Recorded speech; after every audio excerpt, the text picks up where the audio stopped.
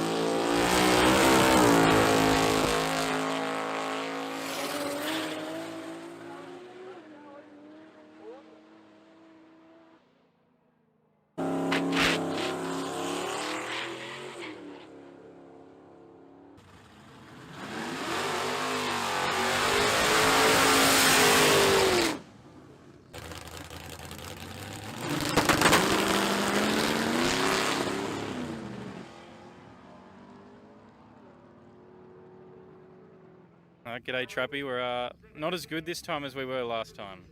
No, we're a bit unprepared this time. Decided to refreshen the old engine and pulled it apart. Decided to put pistons in it. They never turned up. So this is just a little engine I had lying around the shed.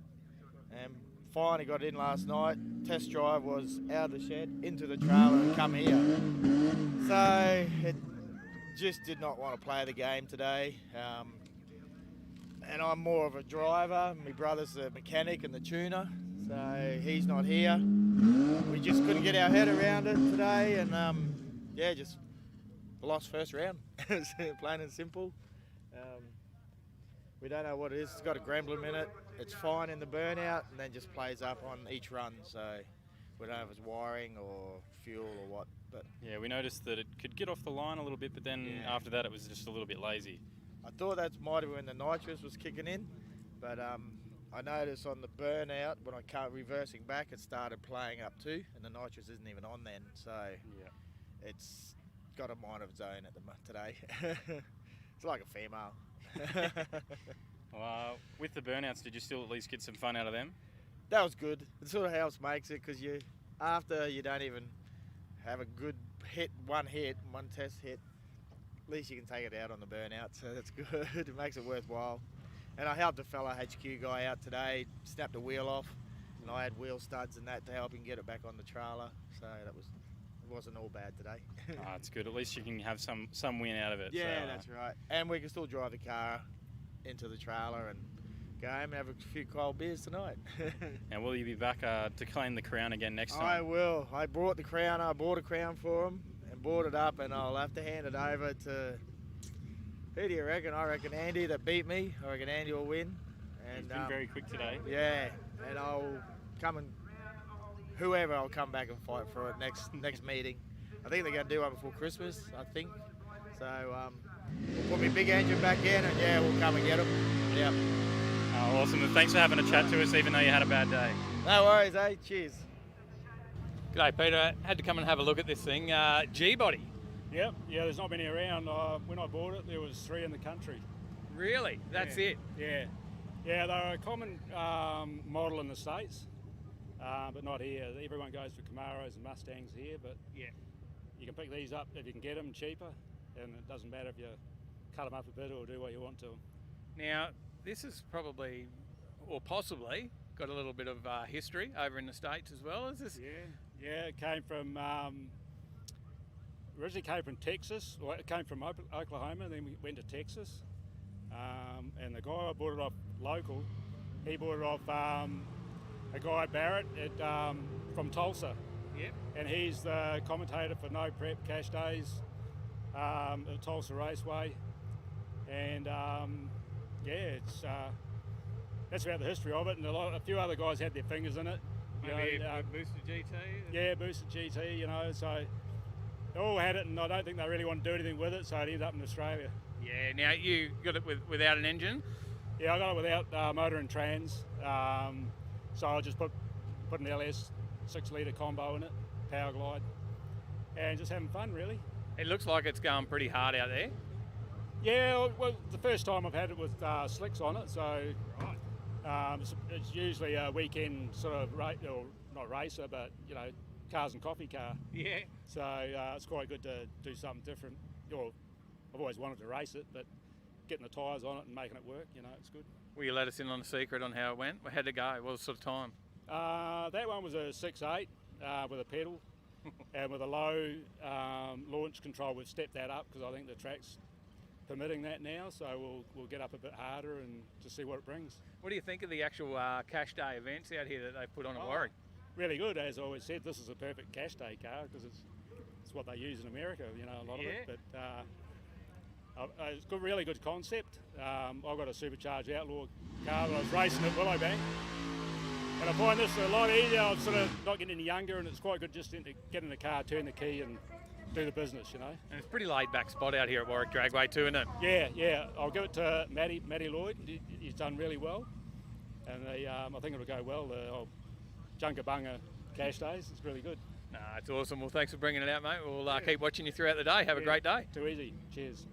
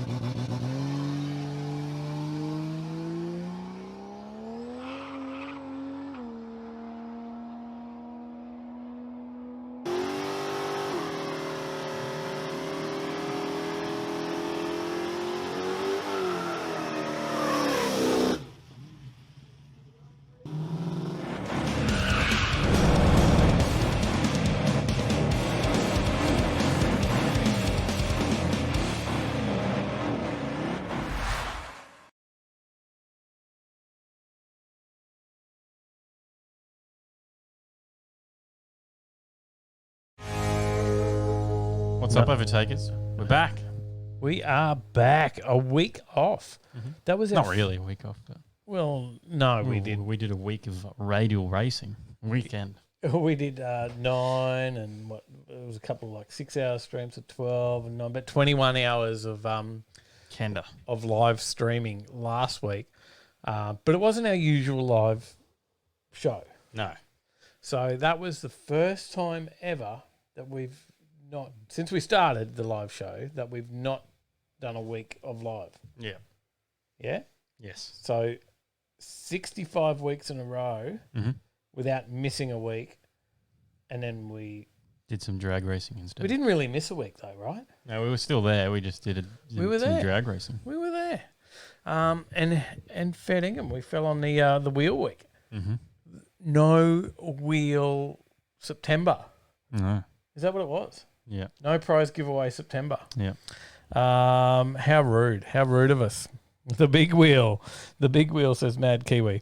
I don't know whether that means we need to bring back the wheel this week, Tyler, or not. People will have to tell us. We'll do. It's the start of the month. I don't know. Do we want the wheel on the start of the month? And then the end as well. And then the end as well. Yeah, like it might be a bit much, right? Mm. We got some shout outs. We've got to say good day to some people because we've got. I don't know. We've got how many people we got here live? It's Mine's sorry, not telling me right now. It says 0, but no, it says 33 people we are tuning in. It's going up. It's going up. Can we get to 900? We had 900 last week. I doubt we're going to get to. yeah, probably not. 100. We won't even get to 90.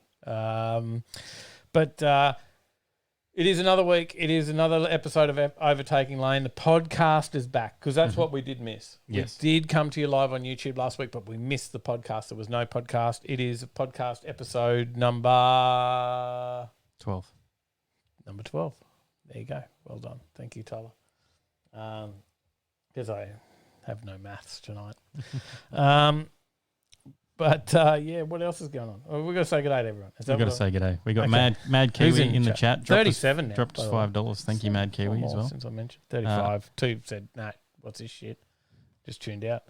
Sorry. Mad Kiwi, good. Lynn, Thank you. Lynn Thank Hamilton, you, Craig. Sally H, Beck, Mad Kiwi, of course, as I mentioned. James Hey, Bayless. pluggers. Hound Dog 24. How you going? Welcome in. Adam Geary. G'day. John Young. How you going? Chris Young. Chris Young. 2 Youngs. 2 Youngs. 2 Youngs don't make an old. Logical Volcel. Oh, gee. G'day, brother. Daniel Ward tuned in to myself talking on the screen. The interview with the Val. Ah, well done. G'day, Daniel. Keep scrolling through. Keep Trevor Smith. Murphy Trev. Boys World. How we going? Marv. Welcome in. We must be Shane we're losing Kane. people. 30 now. Shane Jeez. Kane. Matty Crick. Spice it up.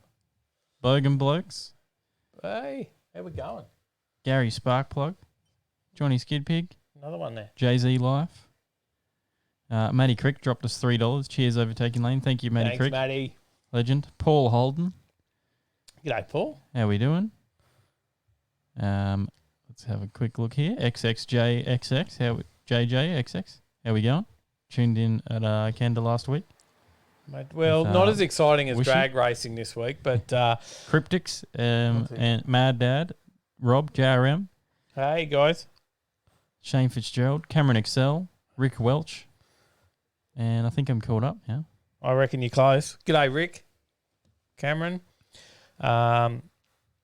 Look, a little bit different to the drag racing. If you tuned in last week and you saw all the action of drag racing, it's not drag racing tonight. We are coming at you live, but it's live from the studio. Yeah. And we've got the car news on tonight, so we'll have a little bit of a catch up on what's happening around the traps. We might have the prize wheel. Maybe. Maybe See what not. people say. See what if you want it. If we've got a big enough crowd for the prize wheel, well, maybe. We're 34. We're going back up. So, but we'll do some giveaways possibly. So, get on that. Jay-Z Life said he broke the Jay-Z. Oh, no. I saw What the happened? post, Liam. I saw your post on Facebook. Not looking good. Up on the hoist in Chris- pieces. Chris Young says, John is my real-life brother. There you go. John Young says, us Youngs will never be old. There you go. Well done, guys. Well done. Harry all the Hardcore way says from the relaxing UK. again, boys, of course. Mate, we are kicking back and couple of glasses here. I've discovered I've discovered alcoholic ginger ale, which goes really well with rum. There you go. Like alcohol and alcohol. Like, how good is it now that you can just they come out with all these things that you can just is your mixer is alcoholic. Fair enough. Works well for me, not so much for the sober guy on the other end of the table who's just shaking his head at me all night tonight.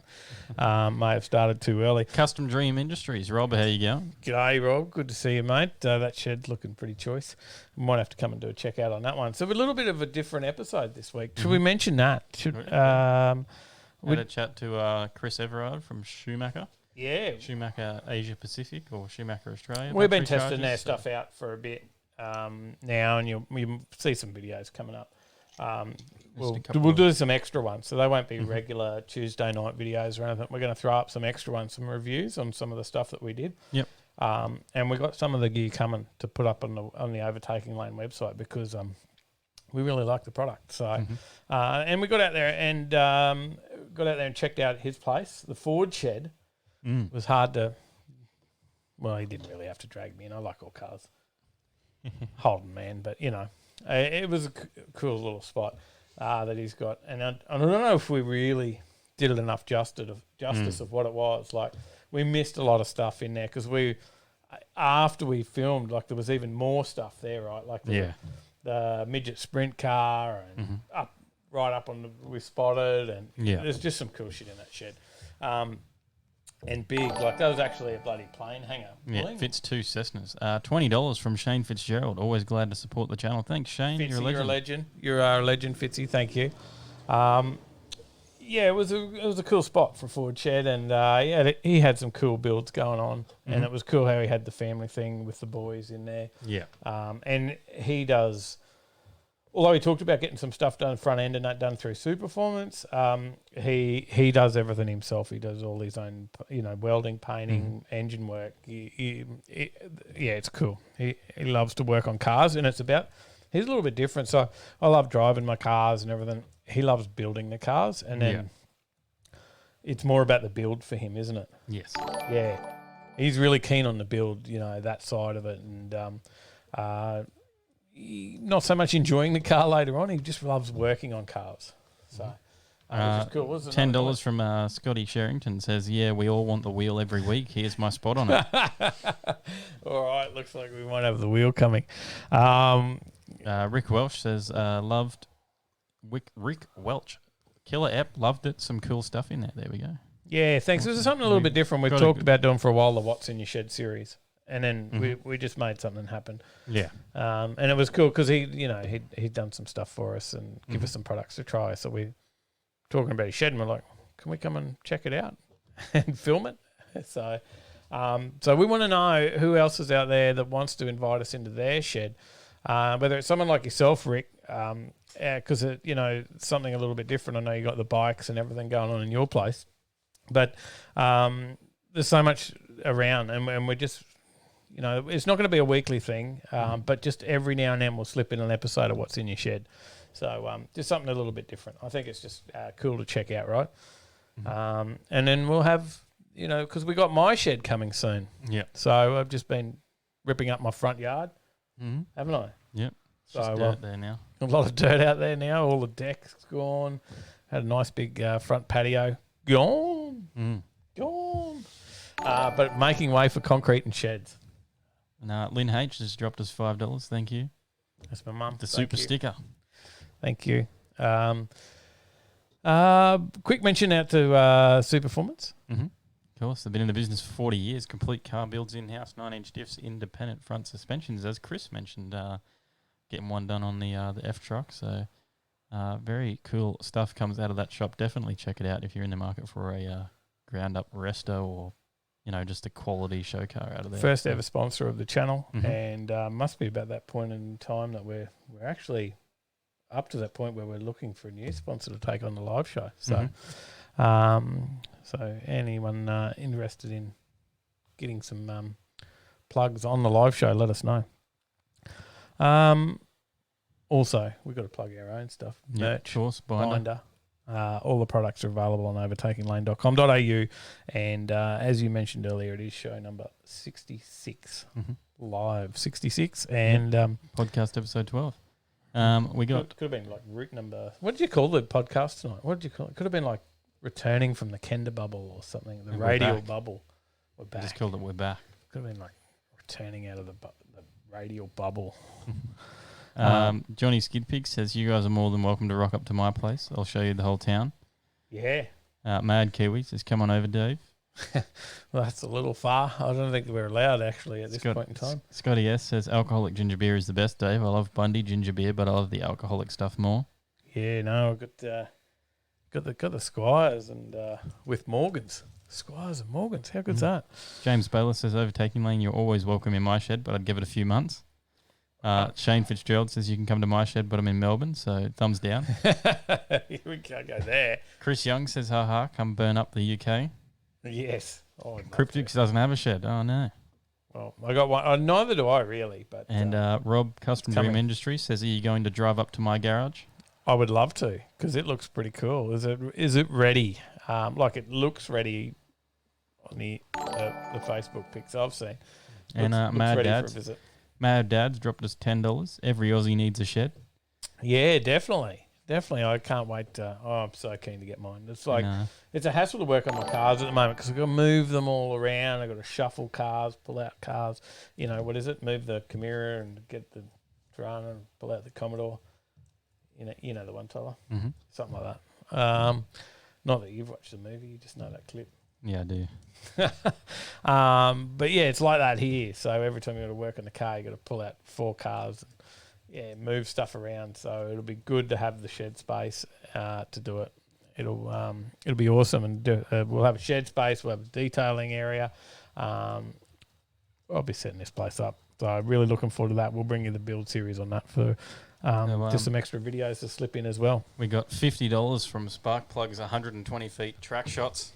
Wow. On the 120-foot line. There's some nice shots there too. Trying to get the best wheel stands in 3-second passes. Yeah, there's some nice shots there. Well done, Brad. Thank you for helping us out. It was he had a migraine for like a week. Mm-hmm. Or 8 days, a week. It was a while. Brad had a migraine and even went to hospital and was on a drip before Kenda. Yeah. And the podcast is still going. It is. So, yeah, I'm down. Has it done this to me? Maybe we're back? I don't know. Are we back? I got nothing here. Sally hasn't come out to tell us that we're not on yet. People are in the chat saying that we're not on. We're back. We are back. There we go. I don't know what's going on with our internet here tonight. It's playing up big time. Sally's using all the internet. It's all Sally. Rick Welch says, "Don't forget your smoker, Dave." Yes, that's Rick's joined me into the Toowoomba Barbecue Pitmasters page. Mm-hmm. So, hey. Okay. Sally's off the Wi-Fi. We're all good now. But we should be back. Are we back, Tyler? I believe so. We're Doesn't back. say we're disconnected We're now. back. Shane says we're back. Custom Dream Industries. Rob says it's 95% done. I've got 4 more cars to bring up. You got a million message things coming through now. Yeah, the people following on Facebook. So there'll be like 100 or more that followed us last week. Mute those sounds for now. Because we got a lot of new followers because of the live streams from the drags and that's which is pretty good. Hey? Wow, it's got a lot of catching up to do. I'll just leave that muted for now, and if someone donates, I'll mention it out. You won't hear the bling for the moment. Yeah, there's a lot there. It's going again. Awesome, thank you. Marv says, I knew it was the Wi-Fi. I am your Wi-Fi. We'll have to G'day, Zig. How we going? Zig's in the chat. I even got a mention in the last video, Zig, talking about you. And, Zig and his lights. Mm-hmm. Didn't we? So I was only making fun of you, Sally. It wasn't really you. I'm sure it wasn't. Brad says, I wouldn't have missed Kenda, mate. It was a struggle, but so worth it to get the help for you guys. Thank you again. Much appreciated. It was a great event, and I love getting out to Kenda. I really 4,500 subs now. There we go. Awesome. Yeah, we've hit 4,500. We are growing, so yeah, keep supporting us, guys. We do appreciate it. But we loved Kendo, right? Like I think that's our next slide. Maybe we'll actually flip the slide. Bit of a wrap up on Kenda, and where the $21,740 in cash and prizes went. Yes. So how much? $21,740. Not bad. Jeez, they give away some money out at Kenda, don't they? They do. It's not bad. Because we did a story just the other week about what class was that over in the States? They just dropped the prize money. Good question. Oh, you don't remember? Nitro funny cars or something, I think. Yeah, you remember the story? It was nitrous cars, something to do with nitrous cars. And they dropped the money like from 50 grand prize money for the championship down to 15 grand. Yeah. Well, this is one weekend. Yeah. This is not a championship. Mm. This is just a weekend, and it was a small weekend because it wasn't a full event because the borders were shut. It was just a race day on Saturday and 2 days of testing. Yeah. Now they had a test day. They gave away $2 grand at a test day. Scotty and Justin That's do. right. I remember Marv. You remember Marv? I remember Marv. Marv says R33 burnout at 5K subs. Remember that, Tyler. Streetcar culture. How are we going? Welcome. G'day, mate. Good to see you. Thank you. And Hound Dog. G'day. And Steve Wild in the chat as well. Excellent. Wild. G'day, Wildy. All right. Well, awesome. So where we're at to? Big thanks to all the sponsors of Kenda. Kenda Tires is the presenting sponsor. High Tech Oils as the prep sponsor. Armet's Turkish Restaurant in South Bank as the test day sponsor. Of course, Race Parts Melbourne, the Outlaw Radial sponsor, putting up $1,000 for the winner, which was Steve Ham on the day. What an awesome final that was between Steve and Terry Sang, who took up $500 for the runners-up prize in that one. Yeah, it was pretty cool, hey? And Bolt King put up $500 for the outstanding Outlaw Radial car. Yes, and then that's just like like the show car of that category. Yeah. All right. And that went out to Marcus Page. MTQ Engine Systems, Brisbane, sponsored the Outlaw 275. Put up $1,000 for the winner, which was Paul Merry. What a cracking job he did. And a runner-up, $500 goes to Ryan Holes. Yeah, tough class, hey? Mm-hmm. Ryan, that was Ryan in the 2J Tirana. Yeah. So that thing, surprised enough, some of the wheel stands I think did to come back out without damage was pretty surprising too. We've got the and the Outlaw 275. Outstanding Outlaw 275 car went to this one. Is that the one in the picture? Yeah, Sandy Coles, isn't it? No, that's Pro 840. Oh, was it? Yeah. Oh, no, that's Pro Andy 840. But it didn't go to that one. It went to Andy Coles and his VL. And I couldn't see. Sponsored by Castle Hill Exhaust and Performance Centre. And Andy shouted me a couple of beers. So thanks, mate. Looking after me each night. Haltech sponsored Outlaw 235. The winner of that, $1,000, was Michael Arnold. Second was runner-up Ash Mason with $500. Yes. Did well. Did really well. I didn't know how he was going to go after a couple of days of testing for Ash. Was unsure how he would go. So, but it is an exceptional car, that RX-7 with the LS in it. G'day, Chili Dude. Chili Dude 911 is now following, he says. Thank you. Obviously, with all the follow spam. Sorry about all that spam. It's just... we're on the last two people. Yeah, it's catching up from all the people that followed since we last tuned in. Where are we up to, Tyler? We got that was Coastline Building Co. Party Limited. Outstanding 235 car. $500 went to Graham McKinnon. Did you say the Party Limited? Yeah. Is that what it is? No, it's Proprietary. Oh, sorry. I always Party call it is cool. Party, yeah, bro. Party Proprietary on. Limited. Party All right. on, Coastline dudes. Building Co. Proprietary Limited. Thank you. There you go. I don't know enough about business. That's why I don't run my own. STS Speed Shop put up the Well, I'll prize. come work at yours because it's going to be a party limited. STS Speed Shop put up the prize money for Outlaw Radial Bike. $1,000 went to the winner of that, Nathan Award. And runner-up, $500 went to Al Annis Jr. Bikes did well. The testing, who was doing the testing? He did some pretty crazy runs on the test days, didn't he? On that Bussa. Mm-hmm. Down the center line, going close to the wall. Yeah. He had some scary runs. It was the first time out on a radial. Mm-hmm. Outstanding Aspo Radial Bike went $120 store credit for STS Speed Shop, went to Nathan Ward. Outstanding Boosted Radial Bike went $120 store credit for STS Speed Shop, went to Al Annis Jr. There you go. And also, Simon O'Carroll Swimming Pools put up $1,000 for Radial Renegade A. Winner, Jason Sang. Runner-up, $500 for Aris Contolan.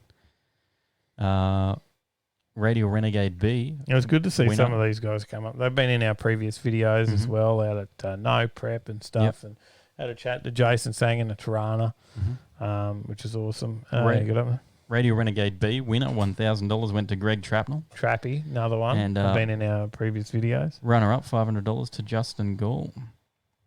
Spool Imports put up $500 for the Real Street Renegade car, which went to Mitchell Bean, which was the Camaro. Coming up in a video.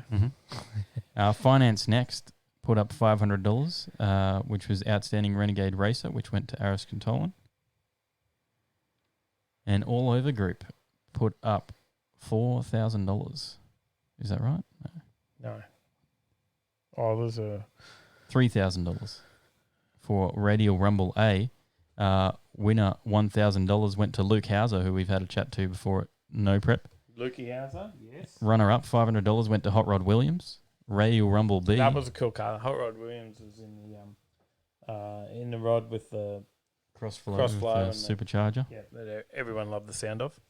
Radial Rumble B, winner $1,000 went to Dickie Smith. And a runner-up, $500 to Ian Webber. Trim Tile Reglue Injection Method, Southeast Queensland, put up $500 for the Real Street Rumble car, which went to Barney Lindner. And Jet 275 put up Outstanding Rumble Racer, $500, which went to Phil McKee. Warwick Panel and Paint put up $500 for the Best Presented Radial car, which went to Nathan Peters. Six Boost put up $500 for the Hard Luck Award, which went to Shane Elvin. Race Bolts put up the Best Engineered Radial car, which was... Now, Shane Elvin was whooshy. Yes. For those that watched. Yeah, you asleep over there? Because I'm already halfway through reading the next one, and then you all are chiming in. Yeah, sorry. I was just catching up because the Hard Luck Award is pretty cool because that's just for someone that had a crap weekend. Yes. Although he sort of had a good weekend up until one moment, right? Yeah. So he was having a good weekend, and he did a 498 in the AMC with the Barra in it, and from Cooley Autos, and he had a pretty good week up until a big spin out at the other end of the track. But then it was sort of a good outcome because he didn't collect the wall. Yeah. So yeah. Sorry, you keep going. I'll just go back to sleep. Race Bolts put up $500 for the Best Engineered Radial car, which went to Robbie Butler. Mood Motorsports announcer's choice, $500 went to Steve Sloan with the Gemini. We've had a chat to him before as well. Yes, we have one of our earlier videos at Napa Auto Parts before. Well, they're not even called Napa these days. It's like Repco Max or something. But we're at a car show out there and had a chat to Steve Sloan. Protective Security put up $500 for the run of the event, which went to Steve Ham with some exceptional runs in that slammer. Empire Performance and Dyno put up $500 for the outstanding 6-cylinder radial car, which went to Ryan Holes. RC Performance, Warehouse, Race Car Engineering, Best Reaction During Racing, $500 store credit went out to Ian Webber. Performance Wholesale Australia, Most Consistent Radial Racer, $500 store credit went out to Graham McKinnon. That's Grumsy, guys, that have helped tuned us in out with the live at the last Kenda. Yep. Spot On Performance and Fabrications put up $2,000 for the winner takes all small tyre shootout, which went to Sean Richardson. Richard did a great job on that, didn't he? Because that was tough. That was the Friday night, so not bad. And Zarafa's Umanto put up complimentary coffee via their store loyalty cards and emailed it out to all competitors. There you go. There you go. Very, very good drag racing event.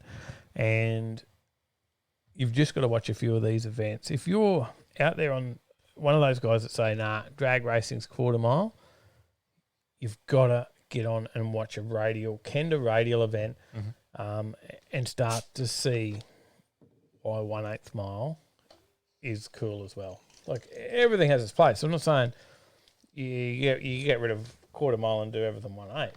Not at all. But the Kenda radial is definitely a good 1/8 mile event. It is. Yep. So you will be converted and enjoy the 1/8. Few comments there. We've got Mavo's just joined us.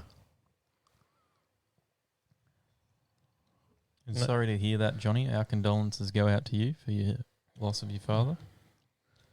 I haven't caught up. I haven't seen last week's episode of Grinding Gears yet. Neither have I. Oh, you haven't? No. So I haven't seen it yet because we were out at the drags and then I haven't caught up. So I haven't really caught up on any. I should look it up because it didn't come up in my thing. So Harry Hardcore says, "Is it 8th mile for safety reasons?" No, it's not. But you know, these are cars that are doing 200 mile an hour at the 8th mile. Yeah. So what's that? 320 kilometers an hour in 200 meters. Yeah. These cars can do 300 plus kilometers an hour in 200 meters, and it's exceptional. You know, you've got to be able to see that, but not so much for safety reasons, but it's about being a tuner's race, and it's about being able to get off the line. And radial racing's different to the slicks. You're not doing a full, strip long burnout. It's you're getting it off the line with traction, and it's about tuning your car to be able to do that, and then still get good 60-foot and 8th mile times. And that's why you see them launch and do things like this, because they're throwing them off the line. Mind you, they don't want to do that. For a spectator, we love it. We love watching burnouts. Wheel stands, right? We love that. That's what we go out and we're like, yes, more wheel stands. Am I correct? Yes. As a racer, that causes damage to their car. They're not going fast if they're going up in the air, right? They want to take their foot off the throttle to bring it back down. Well, true, but your momentum's going up, not forward. So they want to keep it down and go, but we love it. So and at the end of the day, you see 200 mile an hour in the 8th mile, or you can watch 220 mile an hour in the quarter mile. Right? Yeah. All the power's in that 8th mile. Well, that's where the race can be won and lost. 100%. And I'm not saying in a quarter mile you can't catch up at the end and drive around a car in the last quarter. Of course you can, but it's about getting off that line. It really shows the power of the cars. Mad Dad says 8th mile is great for spectators. 100%. It is. It's the wheel stands. I have grown up watching quarter mile racing. Everything's always been quarter mile. Never heard of 8th mile until a few years ago, and then going to Kenda events, watching the wheel stands and watching things like the GSL Cruiser wheel standing off the line and stuff like that, and just watching those sort of things and just go, man, that is so cool. It's just like, whoa, get you on your seat, edge of your seat, and you're pumped, right? I think you sit there, you watch those cars, you're sort of pumped up, you're keen, and then the weekend ends and you got to go back to normal life. Yeah, and your eyes burn for the next few days. And you're standing in the path of the exhaust. Too much methanol. And is it ever a thing? Shane says, we got 12,000 views from Saturday's live stream. How cool is that? Awesome. Not bad at all. Mavo, Grinding Gears, has been slack out tomorrow. Oh, is that why it hasn't come up in my live feed? In my news feed or Suggested Suggested. videos. Suggested videos. Viddies. Viddies. What was that? Alright. That was too many of these. I think we'll push it over to the next story. One stories. We're spinning wheels. You haven't filled the wheel up yet. Was there a call out to fill the wheel up more? Was a call out?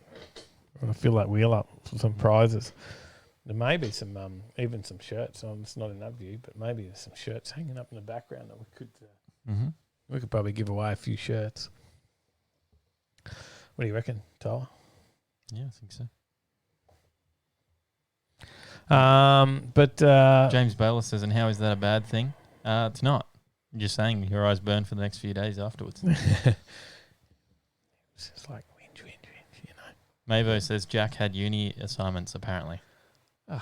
You know, what's he want, a career? Well, maybe. It's probably a good thing. Streetcar Culture says your stream was the first video I watched from you guys. Amazing, dedicated, enjoying the channel, guys. Thank you. Thank you, mate. Thank you. It's good to have you on board. Yeah, I saw you sharing it and everything as well. We do appreciate that. And we do a bit of everything on this channel. And I don't think there's too many people out there that are doing 9-hour long drag racing streams. With one person manning the stream most of the time. Yes. Yeah. So, yeah, I do. I don't like to give up the camera, do I? No. It's just like, Yeah, I get very protective of it. Yeah, you had Brad asked you, do you want a break? No. He held it closer. I don't know. I got to give it up sometimes. Shane Fitzgerald says, wouldn't mind some binder. I have 5 shirts. Well, there could be You could get 2 more and 1 for every day of the week. there could be a big box of binder sitting over somewhere over there as well. Johnny Skidfig says, I want to see smoke on that wheel spin. Drop $10. Thanks, Johnny. The Hoff's here. The Hoff's here. Is he tuning the wheel? I've got the Hoff's stuff still sitting on the kitchen table actually from last, well, the month before last. His last win, his interior cleaning pack, which I didn't use his interior cleaning pack, but I did go through the Integra this week with the interior cleaner. She's looking good. All right. Well, did you want me to move on with the slides? Is that what you were saying before? Yes. Just double checking messages over here. Streetcar Culture says, essentially, as I'm based in Melbourne, the stream gave me something to do. Awesome. Good to hear. Thank you, mate. Thank you. That's cool. James Bayless is over on the PayPal, so check that. It was it not coming through? Well, Tyler, you want me to flick to the next story so you can start talking on that while I check that for him. This is the single act that could cost you your license this long weekend. Drivers caught breaking a specific law this October long weekend face being hit with 12 demerit points and losing their license. Cooley Autos has dropped us $31. Thank you. Hey. Cooley Autos. There's Whooshy. We were just talking about Shane before, so. No worries. 4 there for James. Get him up on the wheel. Get Cooley Autos on the wheel. We're gonna give away some bits and pieces tonight Very as well. It is Hoff. We missed out last week, so it is. It's catch up week. Yeah, catch up week. We're gonna catch up on the wheel. We're gonna come and bring your prizes up to you as well. And I've seen the interior of your cars, Hoff. You need that interior cleaning pack. You've had Chris sitting in your car, so you could give it a good clean out. Is that right? Yeah. Yeah. G'day, Cooley Autos. G'day. All right, sorry. Back to the story. Brad says, are you keen for a swap on the Integra? Oh, I really like the Integra. Actually, I thought the other day, I just put insurance on it today too, so I can drive it a bit more now. In case I hit someone else or something happens, you never know. Yeah. Got to be covered. I don't want to wreck anyone else's car. But touch wood, all good. But I did put some insurance on it today. But I did take it for a drive yesterday just to pop out. I had to, was it yesterday, day before? I don't know. One of those days. Had to go take some stuff to the post, drop some orders out to the post office. And I just found myself driving around the block and then the next block and then the next block. It's a really nice car for a 1994 model Honda. It's quite a nice car to drive. I'm quite surprised by it. Like, we paid very little for that car. Yes.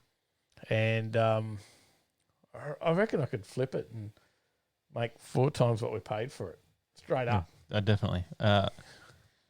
Brad says, but I have a Mirage you can destroy instead. I don't know if we want. Oh, no. another Well, Mirage. that was the first thing I said to Sally. We took it for a drive and I said, this drives so much better than the Mirage, doesn't it?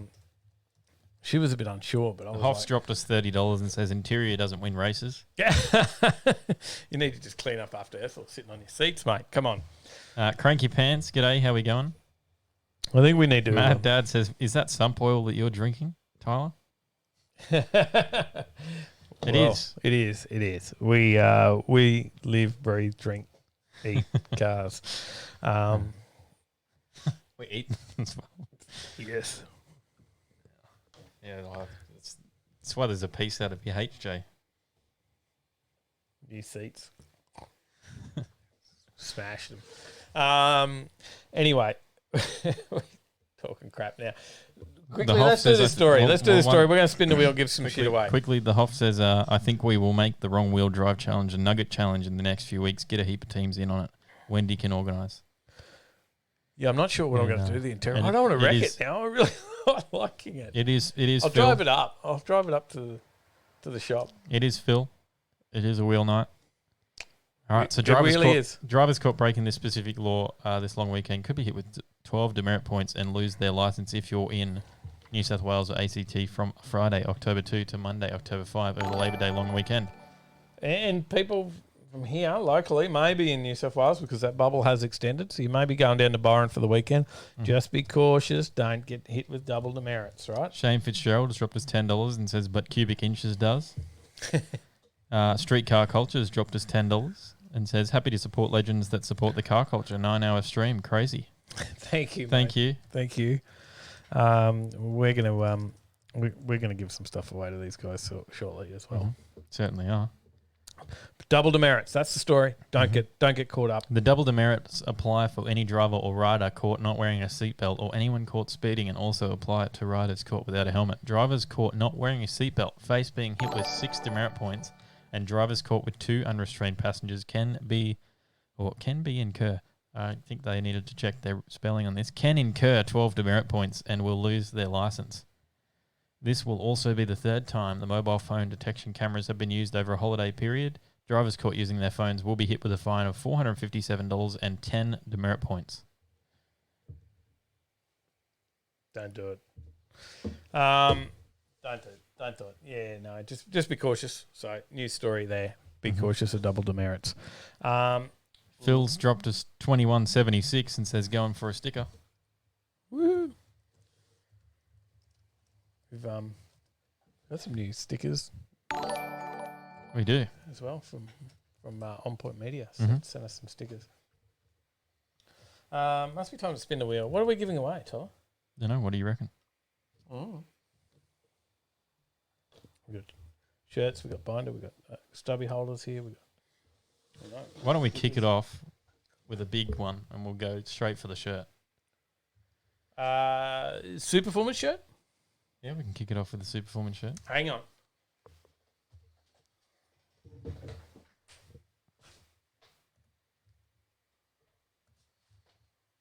One of these? One of those. We do have a Superformance shirt in your size, provided that size is between a small and a 3XL.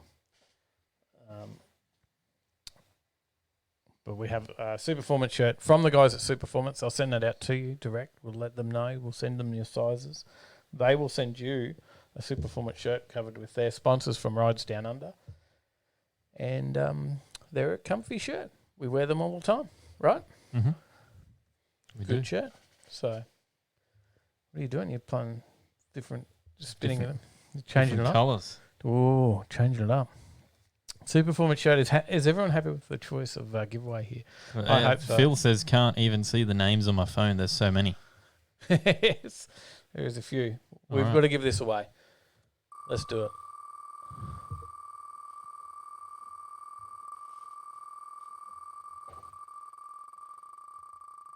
Phil still hasn't even gotten his shit. Oh, has he? He should have by now. Just set up.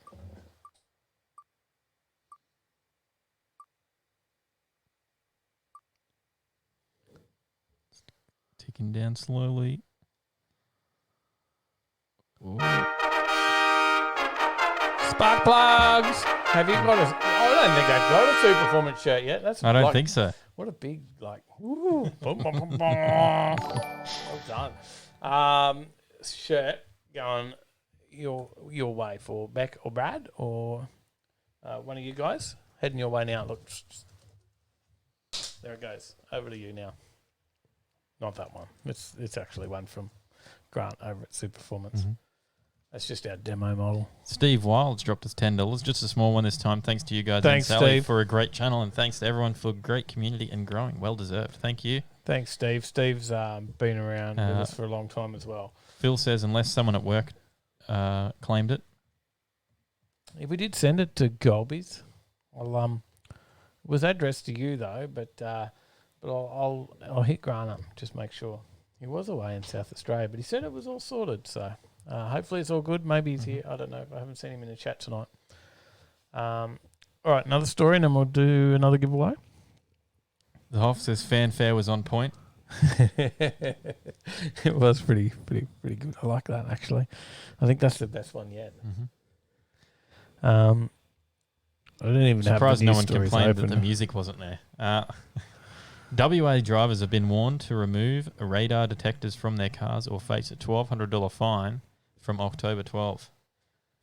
So Does if anyone you, still use radar detectors? They just use Waze now, right? no, I think they use them in the States. Yeah, this is an Australian news story. Yes. Mark's got his hoodie on, by the way. Awesome. Dodgy Brothers Engineering. G'day. G'day, Dodge. WA drivers that are caught with a radar detector fitted to their car will face tough new penalties under a crackdown set to begin in a fortnight. The new laws bring WA in line with the rest of Australia and will see drivers caught flouting the ban hit with a $1,200 fine on the spot and 7 demerit point penalty, regardless of whether the device is operational or not. So even if it's not on, doesn't work, it doesn't matter. You missed the whole video in between the stories too. Remember there was There was a video? Yeah, that was. You were like, what am I meant to do with that? That was meant to play. You were meant to have that playing in the background so people could watch the video of people breaking the law, double demerit points. That was the. I can still bring it up, but I also can't read the story when I've got that playing in the background. Oh, if I put the story on here, can you? You can read the story. Detectors, $1,200 fine from 12th of October. Did you do that bit? I did. Oh, okay. Now I've got stuff playing. But, yeah, that was WA. I don't know. What else? Where were we up to? Tell me when to stop. I would slow down there. Okay. It's taken Western Australia 20 years to catch up with the rest of the country. Dave Ray, you're over there in WA. What's going on over there, matey? Is that far behind? But I'm pleased that we've... at long last been able to ban radar detectors. Who said that? That was the Minister, Michelle Roberts, the Police and Road Safety Minister. No one else was agreeing with her. But they're deliberately giving people plenty of warning before these new penalties come into effect. And if you've got one of those devices on your vehicle, then get rid of it. Throw it away. Time to go. Andrew Phillips says, I decided the other night that I'm getting a new detector. There's 2 or 3 that are undetectable by police. There you go. And there's a heap in WA that people are selling right now on Gumtree for really cheap. So I've got to get rid of them. Speed remains the single biggest factor in death and serious injuries, crashes on WA roads. We do not promote breaking the law, of course. You know, we're good law-abiding citizens know No road rules are broken here, right? No. Dodgy Brothers says they're not detectable. To Phil says they're not detectable by their radar detectors. I nearly spat that out. Marv says, Dave, I always say you fly to WA and you fly 20 years back in time. There you go. Well, you're right, according to this news story. Kingswood Cam, how we going? G'day, mate. Yeah, G'day. the boys. G'day, Cameron. How are you? But they're saying radar detectors have always been about enabling people to speed without being caught, and they're glad that the WA government is now putting a stop to it. Mel, Dad67's in the chat. G'day, Mal. Haven't seen you for ages. And the Hoff says, just don't speed. The slower you go, the safer it is to use your phone and drive.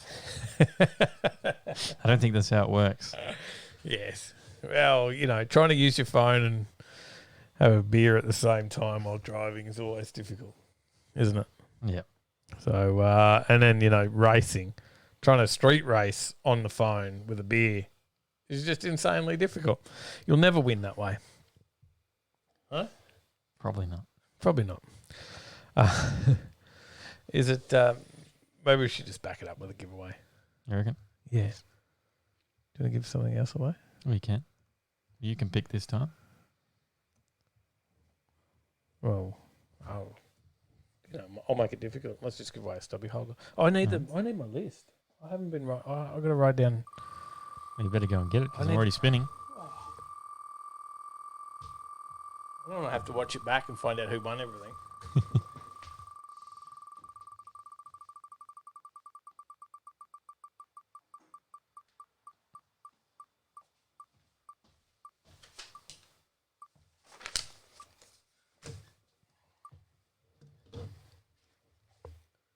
Slowing down. No, not yet. Shane Fitzgerald's won himself a stubby holder. Lucky I didn't do a subwoofer. shirt. Lucky I didn't do a shirt. Lucky. Andrew Phillips says, lol, exactly. Police have Spectre 3 detectors. Just buy a unit that says it's undetectable from detectors. Yeah, that was harder to type than it looks. Was it hard to say? No, too bad. Let's see here. Marv says, bit hard to hear your phone when your subwoofers are blasting.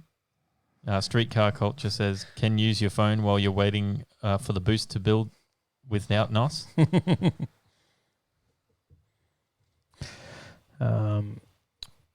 Rat Fink, g'day, how you going? G'day, Ron.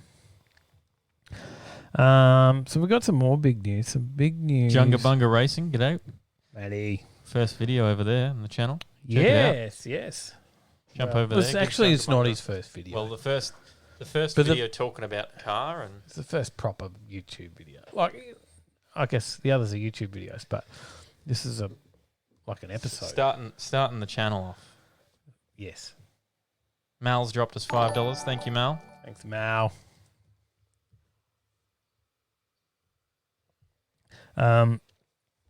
So Street Machine have dropped a story on which car, obviously. But big news right now. Why does Arnold want a refund, Bogan Blokes? What did I miss? Arnold Schwarzenegger wants a refund. I'll be wanting my money back. Is that how it goes? Something like that? No, that's not a very good impersonation. Younger Bunker says not even proper, frickin' wild. It's good. It's good. I saw it again today, and you had it was coming close to a couple of hundred views. I don't think we got a couple of hundred views on our first video, did we? No, I don't remember. I don't know. Good question. Maybe. But he wants a refund for your HJ Holden. Well, I'm gonna give it back. No way. John Lee says, "How are your arms? How are your arms after holding the phone up all weekend?" It was pretty mammoth. 21 hours of. It's quite a setup. It's yes, it's a mobile phone, but it's on a gimbal, it's on a Joby pod, it's got microphones, it's got a couple of batteries. You know, it's about, about this size? Mm-hmm. Yep, and then the batteries and Yeah. a couple of battery packs. And We're upsetting Phil. He says, quit stalling, I need to know the news. oh, yeah, there's a burnout happening. Street Machine, Summernats 34 has been postponed. Something to do with gender reveals, looking at that burnout. Eh? Maybe. It's how to turn your entire interior car and everything and some sort of pink crap all over it. Street Machine Summernats 34 has been postponed until January 2022, but the Nats team has a wild schedule of events planned for 2021. For the first time since 1988, there will be no Summernats held in Canberra in January. ACT Health is using Exhibition Park as a COVID-19 testing facility until the end of November and can't confirm that we'll have our venue back in time, which is unmanageable risk to our event. So if anyone turns up, they're going to be really disappointed because they're like, yeah, Summer Nuts, and then they're going to get some bloody cotton bud thing jammed in their nose. Mm-hmm. And no burnouts. So, yep. So no Summer Nuts. That's a bit of a bummer, but there's something else happening. Yes. So it feels very, very weird for them saying that now that the decision has been made, they'll party like crazy at Summer Nuts in January 2022. Tickets and entries already purchased for Summer Nuts will automatically transfer to the 2022 event. But it's not all doom and gloom, though. The Summer Nuts team announcing an exciting suite of new events for 2021. The first of these will be a show, drag and burnout event called the Summer Nats Slam at Sydney Dragway, taking place over what would have been the Nats 34 weekend, 8th to 10th January 2021. Highlights will include a massive drag racing comp on Sydney's brand new $11 million track with awesome lights, a street machine show complete with judged awards and over $30,000 in prize money. What's going on with the lights? Good question. It'll also go back a couple episodes. It'll also be the last qualifying event for the 2021 Burnout Masters Grand Final, which will now happen at another new event in March. Summer Nats Rev Rock and Roll. And if they want to invite us along, info@overtakinglane.com.au will come down. Mm-hmm. I've got a feeling they won't, but maybe we need to reach out to them. I don't know. Maybe. It'll be great to be down there. After that, the team is forging ahead with the rescheduled Maguire's Motor X 6 to 7 February at Melbourne Showgrounds. This will be followed by a smaller scale Summer Nats style event called Rev Rock and Roll at Exhibition Park in Canberra, 5 to 7th of March. A maximum of 5,000 spectators and entrants will enjoy much of what makes Summer Nats Australia best automotive festival, and it's a long weekend for half of the country, which should be great for travellers.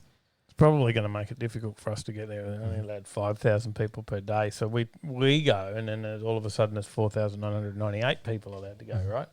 And then you got all the other media, and you can't have, a couple of hundred media going in, and can't have anyone else go with cars. A Rev Rock and Roll will include the Burnout Masters Grand Final, cruising, a show and shine, dyno, a retail expo from Australia's best automotive brands, and an elite show all packed into 2.5 days in the top half of the exhibition park.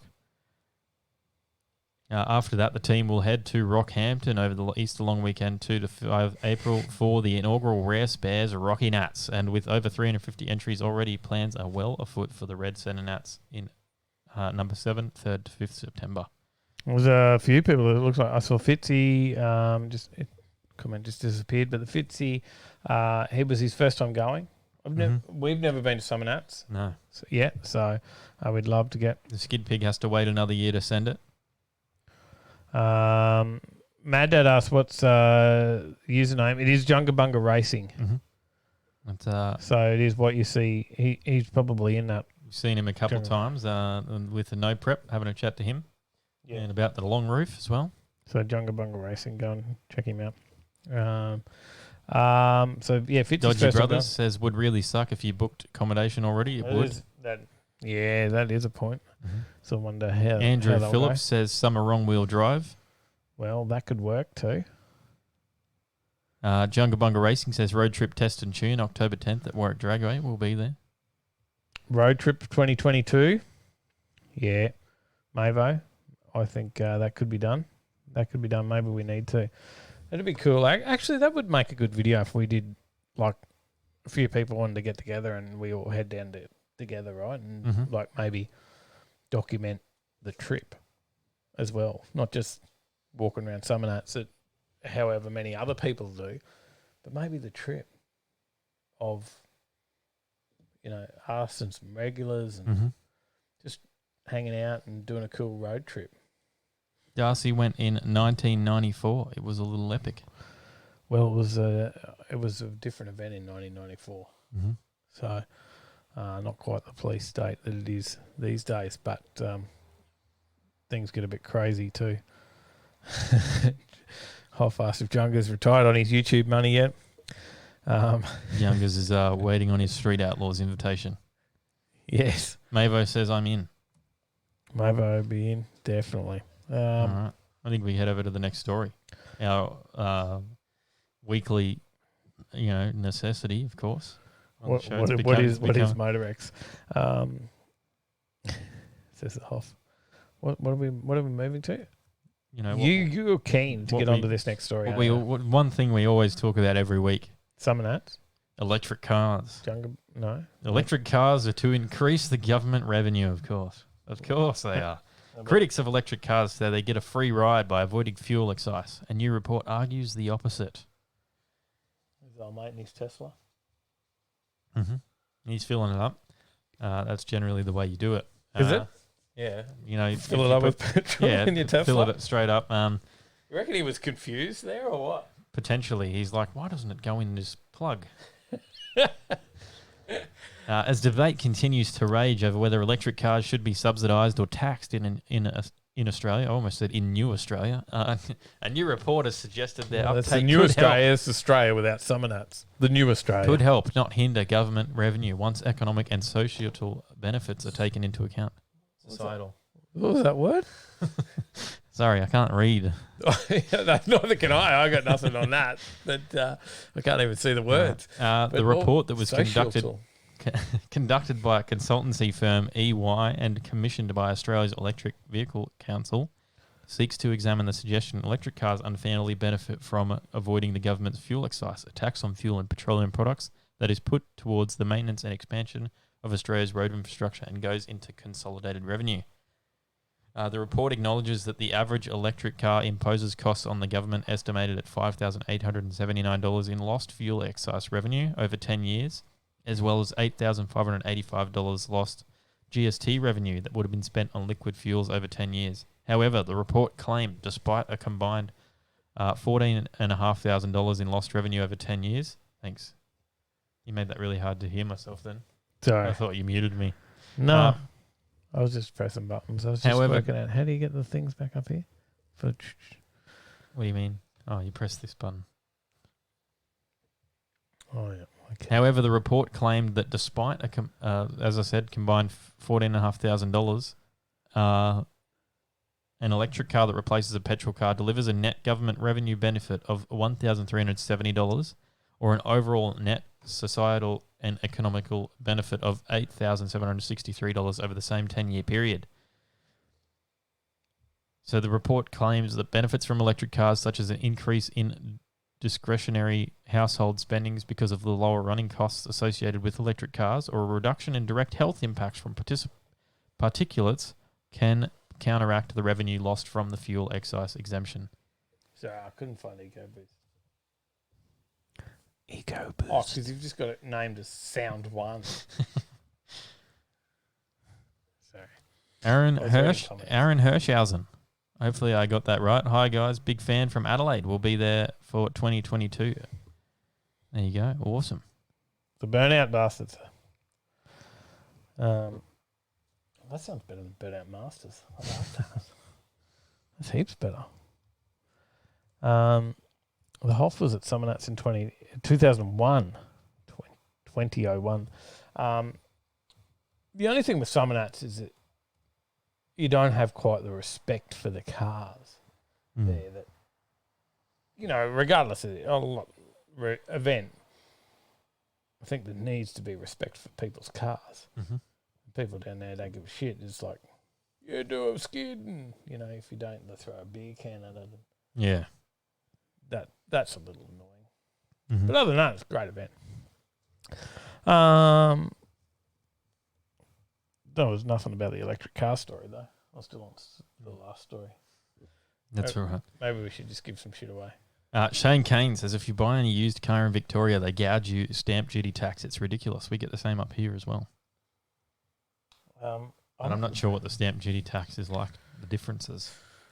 Yeah, I didn't have to pay much on the Integra the other day because it was like, that's a cheap car. Yeah. Streetcar Culture says, are you guys remixing the beats over there? Of course. Eco Boost. You need some beats to put to it now. You've got nothing. There's really nothing in there that has beats. I know you're going to try, but there's nothing. Play that one. Eco Boost. It doesn't work at all. Now that we've slowed everybody up with some electric car stories. Eco Boost. We'll how about a different giveaway, Tyler? Can I really just throw you on the spot? How's Nightbot going in the comments for a giveaway? With no wheel. No wheel for the next giveaway. Can you set up something to give away? There's another shirt there. Mm-hmm. But you need to give everybody a word that wants a large shirt. Because it's only a large. Yeah. Right? That is the only size that we've got in that shirt. Mm-hmm. Right? So if you're a small, you probably don't want it. Unless you want to give it to a friend. But if you're, a 7XL, you're not going to want this. It's a large. It's a large shirt. And is the word large? The word is large shirt at the moment. No, I can make large. it just large. All right, just large. So, can I say Shane it? Fitzgerald says I'm out. Yeah, the word's just large. So they can start typing it? They can. So anyone that types the word large in the comments right now will be in the draw. If you want a large shirt, the large shirt is from our friends over at Gold Coast Wheels and Tyres. Gold Coast Wheels and Tyres. So if you want a large shirt from Gold Coast Wheels and Tyres, type the word large into the chat right now. It's hiding behind. Large. Hiding behind you. It's over there. Type the word large into the chat. We'll give it away to one of you large people. Maybe not that large. There's a few people keen. I can see some. We've got a, The Hoff's typed small in the chat.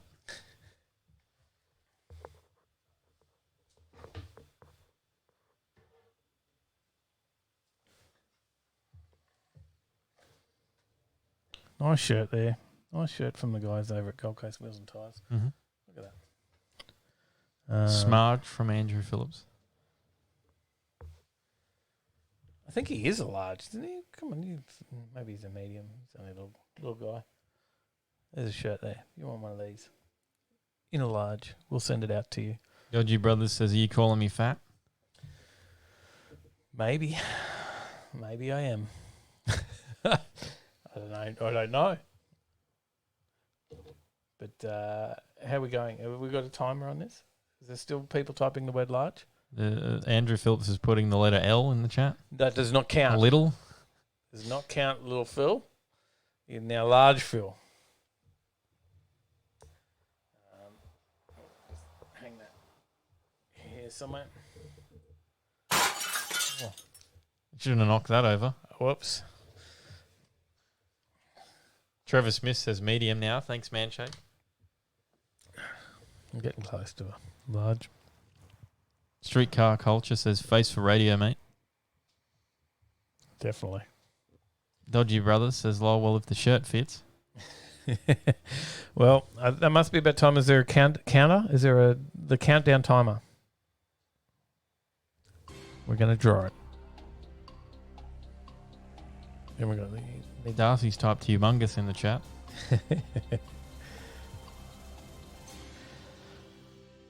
Give it away. It's going to Mal. Dad's 67. You got yourself a shirt, Mal. Maybe. Maybe. I could be just smashing the lights and all the stuff on the set here. Large latte. Got to come down and get myself another coffee down at Bungalow. I've got to come down and get myself a coffee. You haven't had one yet. No, I haven't. It's a good little spot. Mm-hmm. Just come hang out one morning. Bring your laptop. We'll go down there and work. Mm-hmm. There you go. All right. Large shirt. Congratulations, Mal. Mal, there you go. Large shirt. Is he still there? Heading your way. Catch that, Mal. Congratulations, Mal. Next story. The 2021 Toyota GR Yaris has sold out. The first 1,000 examples of the highly anticipated Toyota GR Yaris hot hatch have sold out, says dealers. After only a week, only a week after going on sale. If I can read, I think Chubbs bought them all. Golby, with an introductory price of $39,950. Drive away. Krusty Gobby may have bought them all. Bought at least 2 of them, didn't he? Mm-hmm. Couldn't decide on colours. Mad Dad says that was the Jamie sound got of one. Dave building his shed. It's a bit like me smashing the stuff up to clear the yard. Jamie's normally in the chat. I haven't seen him tonight, but he's got one on order. Yep. Christian's got a couple on order. Mm-hmm. They're obviously popular. Mm-hmm. I had another look at them the other night, and I did say to Sally, I thought, they do look all right, don't they? Mm. Except it's a 3-cylinder. I struggle enough to want to buy a 4-cylinder car, let alone a 3-cylinder car, but they got a bit of power. Mm-hmm. Four-wheel drive, whatever you want to call it. Look, and you can you can change the bias, so you can run 70% rear, 30% front, and stuff like that as well. Mm. So, yeah, I don't know. They look all right. I guess I actually don't have the money to spend on one anyway, but I do still look at these sort of things because you get carried away at them. Mm. Not that I could afford one, but unless I scrap the shed build, that won't be happening. No, definitely not. You're lining something up there. Oh, I thought about it. It didn't sound as good as I wanted it to. You thought the car sounded good? No, I wanted the video to sound a little bit better that I picked, so that's all right. We'll find another one for another week. Dodgy Brothers Engineering says, have you got to pay $39,000 or are they paying you to take it? Yeah. Brad says, yeah, mate, traded the Droid Mirage for one. Straight swap even. Harry Hardcore says they weigh bugger all too. Yeah. And there may honestly, be a Yaris, but they sound cool. It's not what you would think's a Yaris, but then there's talk there's going to be a GR86 as well coming out. The GR Corolla, but what's the Corolla going to be after a GR Yaris? It's a slightly bigger version. Yeah, it's not going to be much 4 different. doors instead of 2, maybe. I guess so. Yeah, I guess. Okay, yeah. S&S also just said apparently a Corolla version is coming out too. S&S Yep. Automotive Detailing. Yeah, Corolla version, 86 version. Marv says in the first 10 minutes, 88 were sold. There you go. They look all right. And what was it? The initial price was 40 grand? Yes. Yeah. So you Drive away. You could jump on these, but they're Discounted, not going to be a that discounted price. There will be $49,500 plus on roads. So you save 10 grand to jump on it early. Well, more than that because you've got on roads included in that $49,500 price, whereas the $39,990 was drive away. And they're gone. Yeah. So it's too bad now. Like I look at them now and go, oh, gee, that's not bad. Too late. It's an approximate discount of $14,000. It's all right, eh? Mm-hmm. So good on you, Golby. He's on them. And Harry if he's Hardcore on them, says there's probably going to be some parts coming up for them. Harry Hardcore says a Corolla version would be sick. Mad Dad says, but would they beat a Hyundai around Morgan Park? Maybe. Well, the all-wheel drive Yes, possibly. I think the all drive system would assist that, right? A little, maybe. Mm. Hard to say. Dodgy Brothers Engineering says, sorry, I just can't get excited about a Yaris. I know it's hard, but it wasn't on. You don't get excited when you hear that it's Gazoo Racing? Gazoo Racing. Yeah, and I sort of thought that too. But then when I looked at some of the specs of the car, I went, shit, that's all right. I just couldn't get my head around 3 cylinders. So, SNS says Mitsubishi needs to get back into performance cars. They do. Yeah, Phil mentioned $1,000 refundable deposit. Maybe a few will get refunded. The Hoff says, I can see why it's cool, I guess. Interested to hear the 3-cylinder cackle fest rubbish. No. Yeah, the 3-cylinder thing sort of does disappoint me a little. All right, well, next story, we talk about some Hyundais. Because we're really stepping it up. Hyundai have shown a mid-engine rear-wheel drive electric prototype, which it says is the future of the N brand. Yeah, we're stepping it up now. We're talking about Hyundai. This is Hyundai N's 600 kilowatt mid-engine rear-wheel drive electric car. All right, 600 kilowatts. Maybe we are stepping it up. Using a Hyundai Veloster N body, the RM20E has a mid-mounted 800-volt electric motor sending 596 kilowatts and 960 newton meters to the rear wheels. Power comes from a 60 kilowatt-hour battery pack. That's pretty intense. While no official numbers have been provided, Hyundai says the RM20E is expected to do the 0 to 100 km/h sprint in less than 3 seconds. Despite a carbon fiber body kit and large rear wing, it isn't a racing car. Hyundai calls the road-registered prototype a rolling lab, which N-boss Albert Berman says provides engineers with valuable insights in creating zero-emissions performance vehicles. Their new RM20E pushes the proven RM platform forcefully into a new environmentally focused decade of the 21st century, stretching the performance envelope of electrification on normal road environments. Actually, there's some big numbers there. Hey? Mm. There is some big numbers in that, right? BLR N54 says 1,200 kilos, 180 kilowatts. It's good. Andrew Phil says one for Golby, other will be sent to a few shops for mocking up and testing of parts. Mm-hmm. Zig says anything's better than Tercel. I didn't watch the video on this thing. What was the sound like on the video? Don't know. BLR N54, I'm scared it's music. BLR N54 says... You could play it without the sounds. BLR N54 says that was about 20k of mods on an SR20 15 years ago to get 180 kilowatts. Dodgy Brothers Engineering says not the Hyundai I can get excited about with that power. Or maybe now the Hyundai I can get excited about. Possibly, I'm not sure. Grind and Gears says keep this talk up and I'm going to watch Dr. Phil. Come on, 600 kilowatts. Streetcar Culture says I can build 3 of my Mazdas for that. 600 kilowatt mid-engine. Grind and Gears says show us the HD interior. It's still there's a little sneak peek in the most recent video. Shane Fitzgerald says 6 or 8 cylinder, not interested in everything under that except maybe an Evo.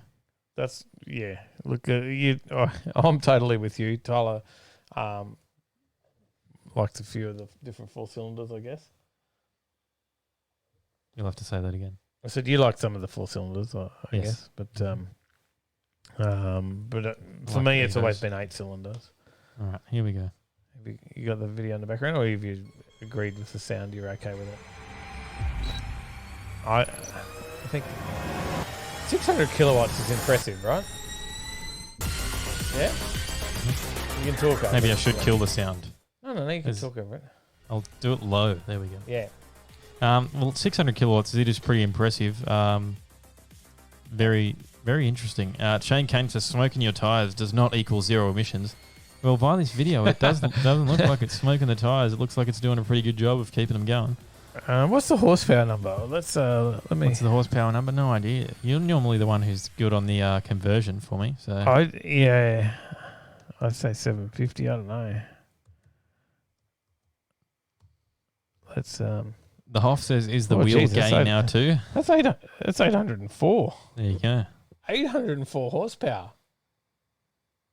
Mad Dad says be like a firecracker in a beer can, fast but short lived. Battery go flat. S&S Automotive Detailing says the question is, where do the old batteries go when they cooked? That is a good question. Into the landfill. Marv says that Yaris is 200 kilowatts, not 180 kilowatts. There we go. And Marv's done the conversion for you there already too. Thanks, Marv. 800 horsepower. Skid Pig says, as long as I can tow a decent trailer, I'll consider one. I don't know how that'd go. All right. Can we step it up from there, or do you want to give something away? I'll give away a. I've given away what the next story is. Some people will. I was on the wrong web browser tab. They've learnt what the next story is. Oh, that's it. We'll spin the wheel. What are you I've giving got to turn away? the sound up. A stubby cooler.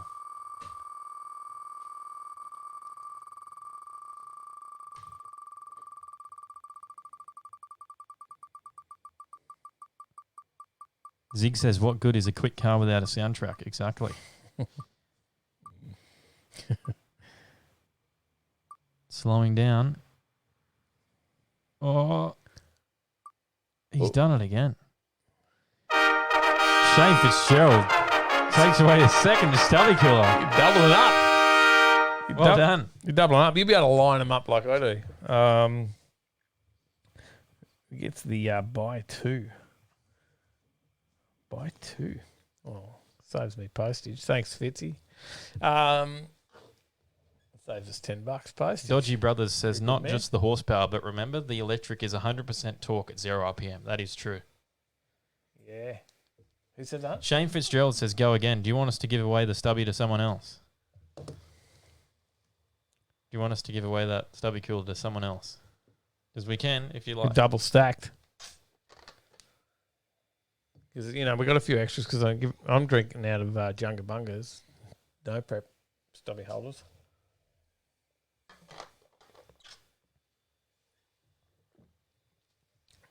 I'd give one of them, but Sal would shoot me. So I've got to line up the next story. All right, Shane said to give it away again. We'll give this one away again. We'll see who takes Re-spinning. it out. Cross off that buy too.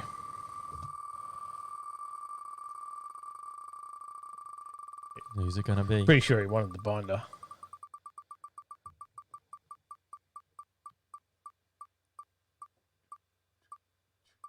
Slowing down. Oh, Cooley Autos Nelly. Oh, coming up again.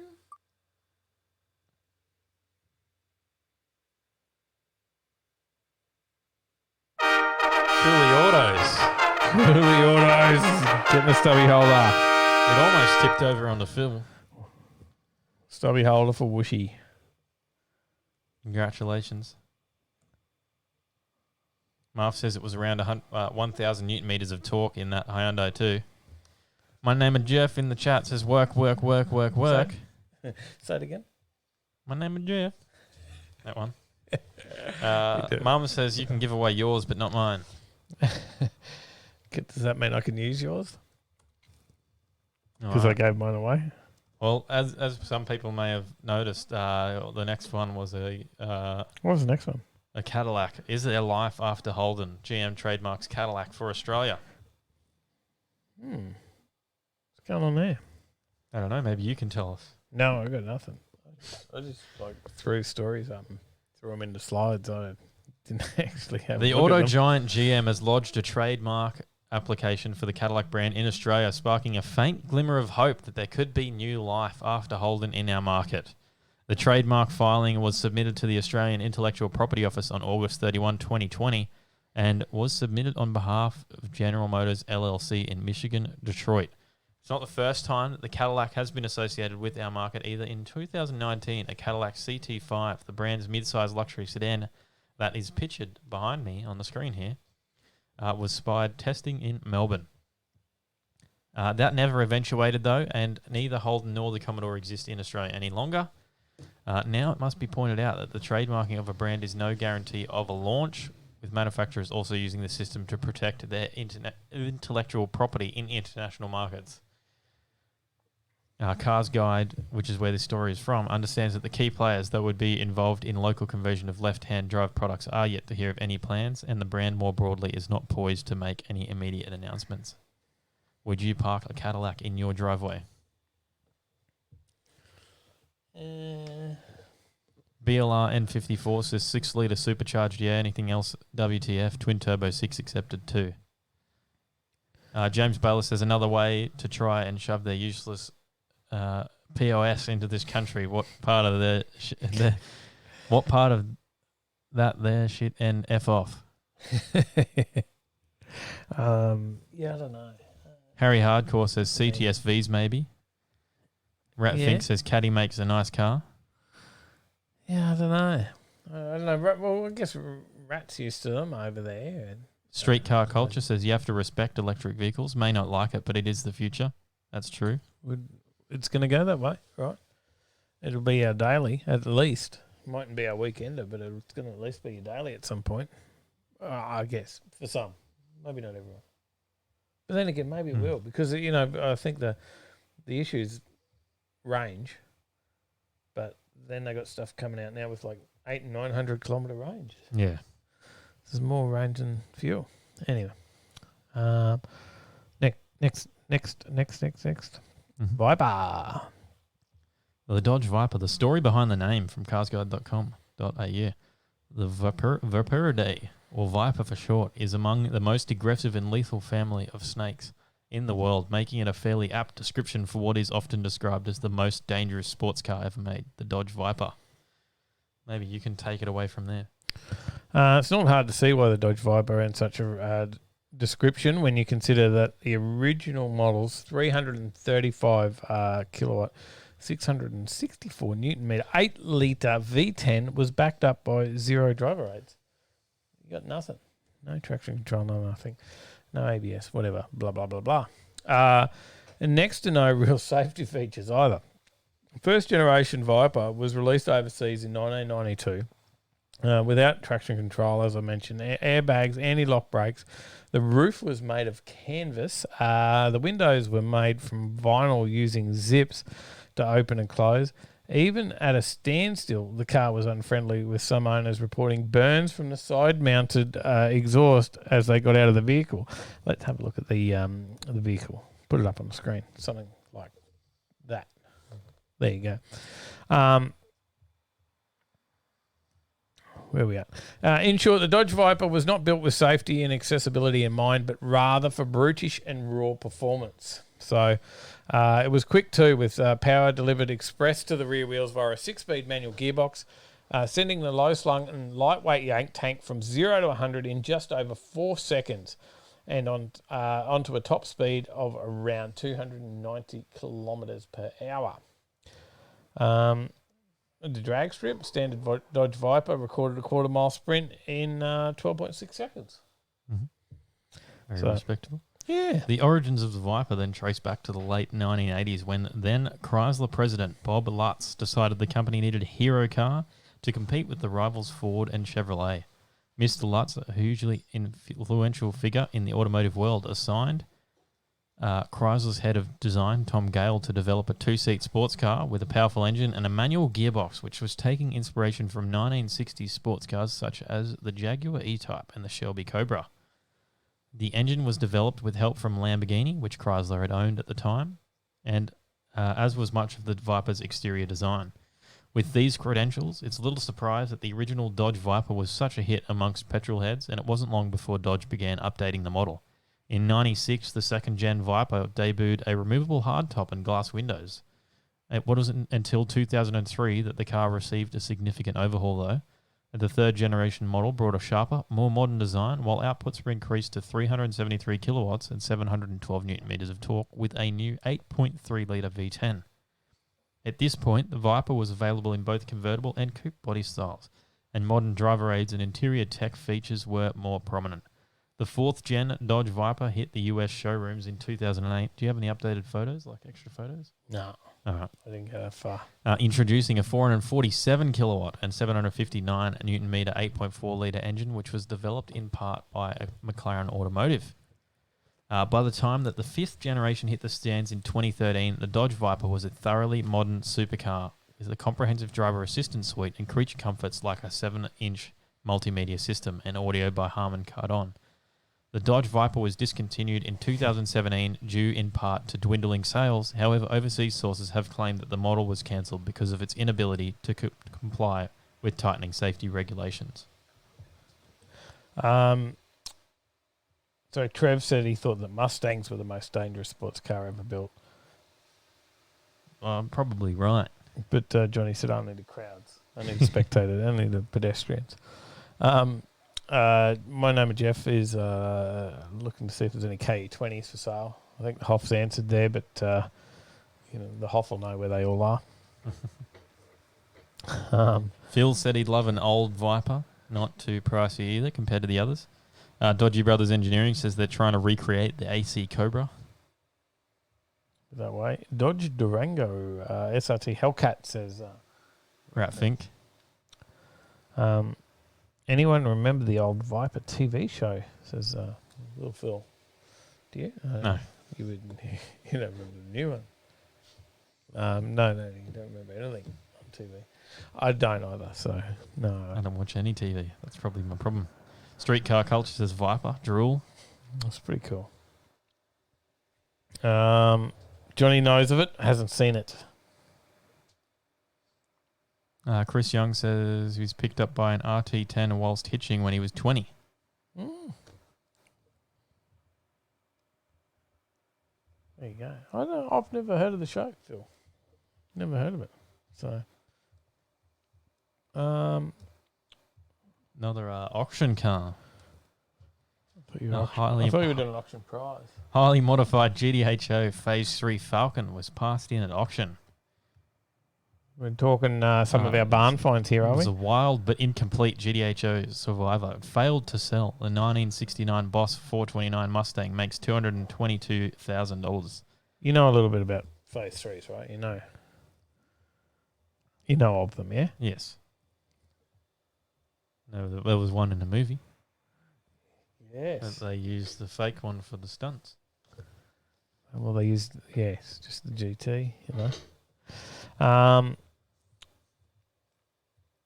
So these things go for a bit. It was passed in at just over $350,000 at a Grays Online auction yesterday. The XY was offered without a driveline, but vintage images of the car showed it had all the hallmarks of a high-end street machine of the 70s and 80s. Mechanical injection, lakes pipes, and flared guards over massive rubber. The fact that it was a genuine GDHO wasn't a cause for horrified pearl clutching like it is today. Early editions of Street Machine featured more than a few genuine GDHOs, Bathurst Monaros, RT Chargers, and XU1, L34 and A9X Tiranas that were all highly modified. And while this particular HO has seen better days, it is a genuine one-owner car and an amazing time capsule. But it has no motor. Oh, I didn't watch the video. You said no driveline before you said anything. It's got no engine. The XY was brought new by the late Don Perry, who turned it into a fearsome street car on the Werribee scene in late 70s and 80s. Powered by a fuel-injected Cleveland and running through a manual gearbox. The car was apparently good for 13s on the quarter, not bad for the time. The car was also fitted with a 429 big block at some stage in its life, but apparently never saw action in this guise. Of course, when the Falcon is eventually sold, there is little doubt that it will be restored back to standard form to maximise the return on investment. And while it was passed in, while the GTHO was passed in a 1969, sorry, I got it wrong before. The 1969 Boss 429 Mustang that was a part of the same estate was sold for $222,000 plus buyer's premium. Again, the driveline was out of the car, but the sale did include the rare and highly desirable Boss 429. So it's got no motor as well. No motor in it, but motor was included. I don't know. That Phase 3 is pretty rough. Like that picture there looks good. When you see the other side, look at the interior. Yeah, like it was pretty rough. And it got passed in at what, 350,000. 350,000. No driveline. It failed rough. To sell though. Yeah, right. So it got to 350 and they said no. They didn't accept that They didn't accept that bid. That's what that means. Mm. $350,000 for a car with no engine and looking pretty rough, I think is it's probably not that bad. Yeah, it's missing some headlights, and it'd take a fair bit of work. I know. That's for sure. I know it's a Phase 3, and restored. That's $1 million car, Mm. but there's a long way off being restored. Yes. So, and XY is my favourite Ford of all time. Everyone knows I'm not a Ford man, but I would own an XY. Is this just because of a certain movie? No, actually, it was because one of my good mates, when I was in my teenage years, one of my very good mates at the time, he had an XY, and we used to work on it, and we were doing it up as kids, and I think I sort of fell in love with it from then, and he's no longer with us, and I would definitely own an XY. Yeah. So Marv says value comes from matching numbers, not from a rolling shell. yeah, I just think maybe they were a bit hasty in passing in on that offer, and maybe they should have took it. Grunt Gear says Gup just picked up a mint Statesman DeVille at Lloyd's the other day for a steal. Another power careers, good on him. BLR N54 says 2K Barrett. Dodgy Brothers Engineering says sister went out with a bloke who owned 2 genuine GTHO Phase 3s. Think they are seriously overrated. Well, yeah, for $1 million car, I'm not paying $1 million for one. I'm not paying $300,000 for one either without a motor. I would own an XY. But even though they're getting up there in price, I guess. Rat Fink says Dave sounds buzzed. Oh, consistently.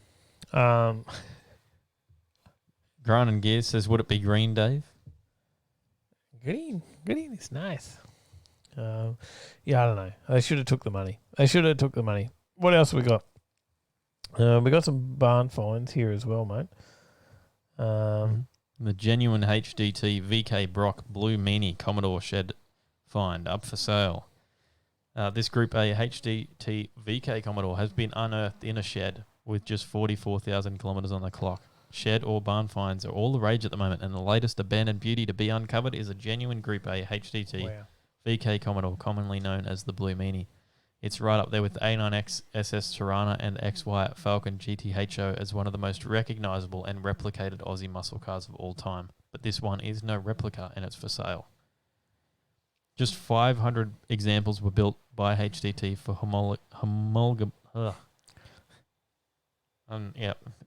homologation purposes to be sold to the public. This one is number 357. Sadly, it has been sitting idle in a shed in Sydney for roughly 20 years, undriven since 1998. It's apparently a one-owner car with all the original Holden, HDT and registration paperwork included in the sale from when the car was first sold by Nash Holden in Lakemba, New South Wales in 1985. The car is covered in enough dust to attract a decent barn find tax. It presents as is in original condition with just 44,666 kilometres on the clock. It includes both the original aero and optional Momo wheels, which it currently sits on flat tyres. Yeah, it's probably going to go for over $200,000, and that's the market for a Blue Meanie. The interior on this does look good. Yes, it's covered in barn dust, but it does look good inside. It's a 44,000 K car, right? Like that thing's going to clean up very nice. That's the value. All right, I see the value in that. 200 grand for that. If you pick it up, I don't know what it'll go for. It'll be interesting to see where it ends up. But 200 grand for that, that's a good car. So, and it'll hold that value, and it definitely will. So, we hope to bring you a video of what's in my shed coming up. But they are in the process of building a shed. Won't be a Blue Meanie, but it'll be a VK Director. That was a barn find. There we go. Yeah. And it's just been completely restored. And can't wait to see that. Among other cars that are in that Garage. Marv says 250k because of low mileage. Mal says 250k plus. Easy. 44,000 Ks, right? I think they're worth 250. Ones that are getting driven around on the streets now, worth 250. They've been worth 200 grand for a while, these blue minis. Streetcar Culture says drink of water. No. Bogan Bloke says I found a massive lot of barn finds, including a HT Monaro and a HQ Monaro plus a VK and more. There you go. Awesome. Share it out there. Share it out. Well, someone might want to buy those. All right. What have we got to spin up on the wheel, Tom? Where's the binder basket? What can you find in the binder basket?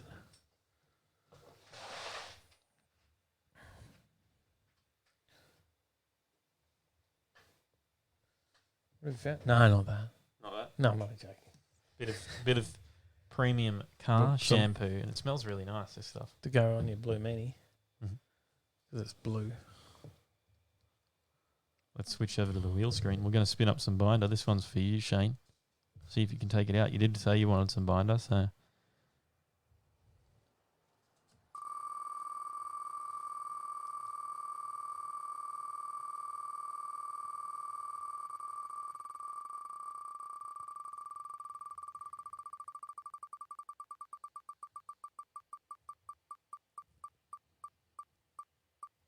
Ticking down. Who's it going to be?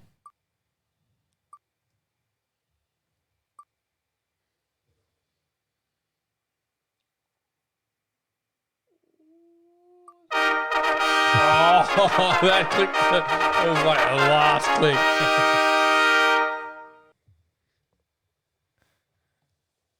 Is there an announcement? Spark Plugs, 120-foot track shots. Takes home the car shampoo. Aaron Hirschhausen says, so the dude that owned that was having a breakup with his wife. His mate who owns it now took over the payment of the car, put it away because people just kept wanting to steal it, even went past a cop shop. Wow. Worth a fortune now. A good story I'd read up on it the other day. There you go.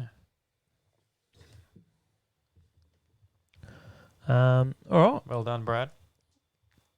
Let's jump into another. A couple more and- stories before Fast they and hit Furious. the quiz. The Fast and Furious Chevelle lost my SS slides. is up for auction in Australia.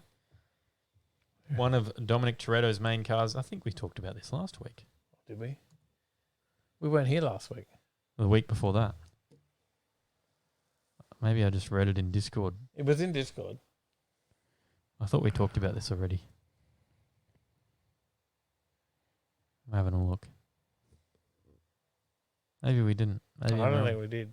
Maybe I'm going crazy. You took some Fast and Furious stuff out of the track last week. One of Dominic Toretto's main cars in the Fast and Furious films could be yours. The Chevrolet Chevelle SS. It's up for auction and it's in Australia. Lloyd's currently has the iconic movie car as part of the classic car sale running for another 3 days. This is an old story. This was obviously meant to be on our show last week. And finishing at midday on Saturday, September 26th. So it's already done. Damn. So it's no longer up for option. Maybe you should read your stories. That'd be just like research. We don't do things like that around here. So what did it go for? Good question. No idea. Did you bid on it? No. That'd be a Probably better went story. for more than I can afford, pal. That'd be a good story. Like you bid it on. We get the Tyler shed build or what? Is there going to be a build series on your shed? What shed? Can't fit a shed on my land. A garage? You got a A garage. house. I have a house. That's being built. Right. I got another story. Maybe someone can let us know what it went for if they know. I didn't see it. So Trevor says, what's Tyler's video to watch this week? He hasn't watched the last one that was 2 weeks ago, which was Midnight Spares, wasn't it? yes. He still hasn't watched Midnight Spares. Brad says, was last week, read out on live feed from Canada. There we go. Marv says Discord only was supposed to be last week. There you go. So what about this one? The cars of Fast and Furious 9. Yeah. What's going on here? The new Fast and Furious. There isn't a GT Falcon in Fast 9, but there is a rocket-powered Pontiac Fiero. What the shit? There's no XA GT Ford Falcon in the next installment of Fast and Furious saga. I have no idea what that was. That was the power pack for lights there. It's all good. Looked like it nearly pulled the camera down. Possibly. The poster art was created by Australian digital artist Code Abdo, otherwise known as Boss Logic. Abdo has transitioned from making fan art to being commissioned by studios to do art for major films including Avengers Endgame, Aladdin, and New Mutants, and games including Assassin's Creed Valhalla. What is However, there has been a classic Aussie Falcon in a Fast and Furious flick, and XC Hardtop made a brief appearance in the Hobbs and Shaw spin-off. Nevertheless, there were some wild cars in Fast 9, starting with a Pontiac Fiero with a rocket strapped to the roof, Wile E. Coyote style. I didn't realise there was a Ford in there. Look. You got a shot of that?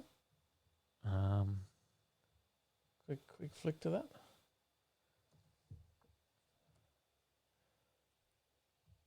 There you go.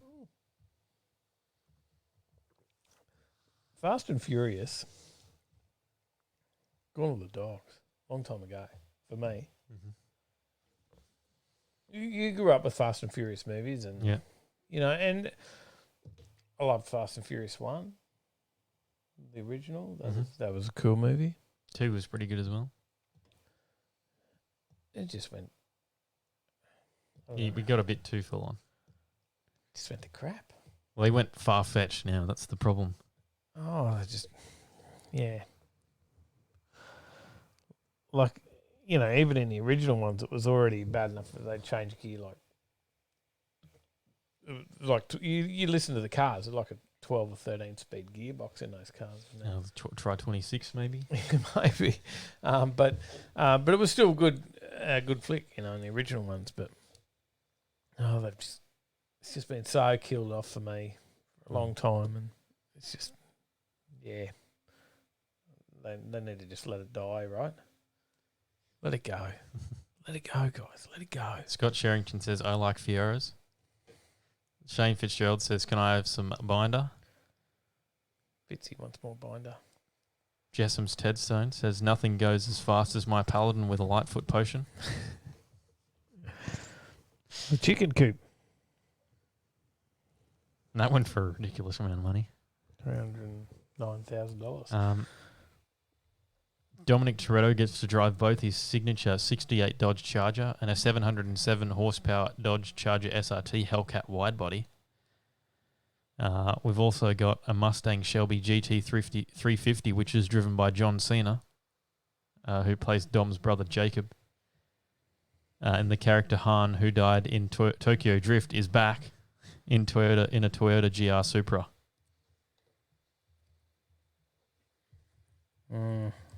How did he come back? I don't know. I'll have to look into that, but yeah, sure. Shane Kane says Tokyo Drift was the best one. I think so too. It was an awesome movie. Scott Sherrington says 26 speed, powered by a Gallo 24. Yes. Surely you just press this button. Yeah, you should have done that before. John Cena. I was searching for that. I don't know. They've just gone way too far. They went way too far some time ago. But now, what was it? A rocket-powered what? Fiero. Zig says 14 shifts and 27 second quarters. I just can't stop shaking my head. Yes. Well, Dodgy Brothers Engineering says I ripped the piss out of the Fast and Furious movie when it first came out with computers on the seat. Not that long later to have my laptop plugged into my Haltech tuning my 180SX. Oh, Karma, you bitch. So true. All right. Look, we got we'll give away some more binder. Fitzy called for more binder, and then we got one more story, and then we got the quiz. Who's on the quiz tonight? I think, is Johnny still around, or do we got to roll it off and see who? No, Johnny's here. Johnny, you Is there? Johnny's Johnny? still around? I think Johnny said he was in, so we got Mum versus Johnny.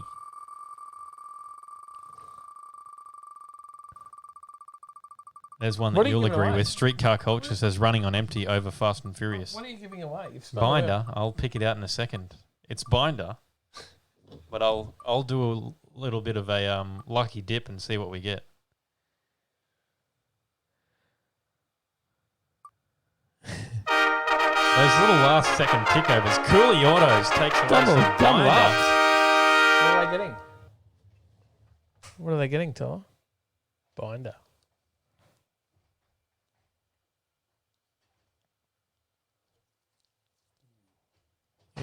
He's thinking about it. Digging.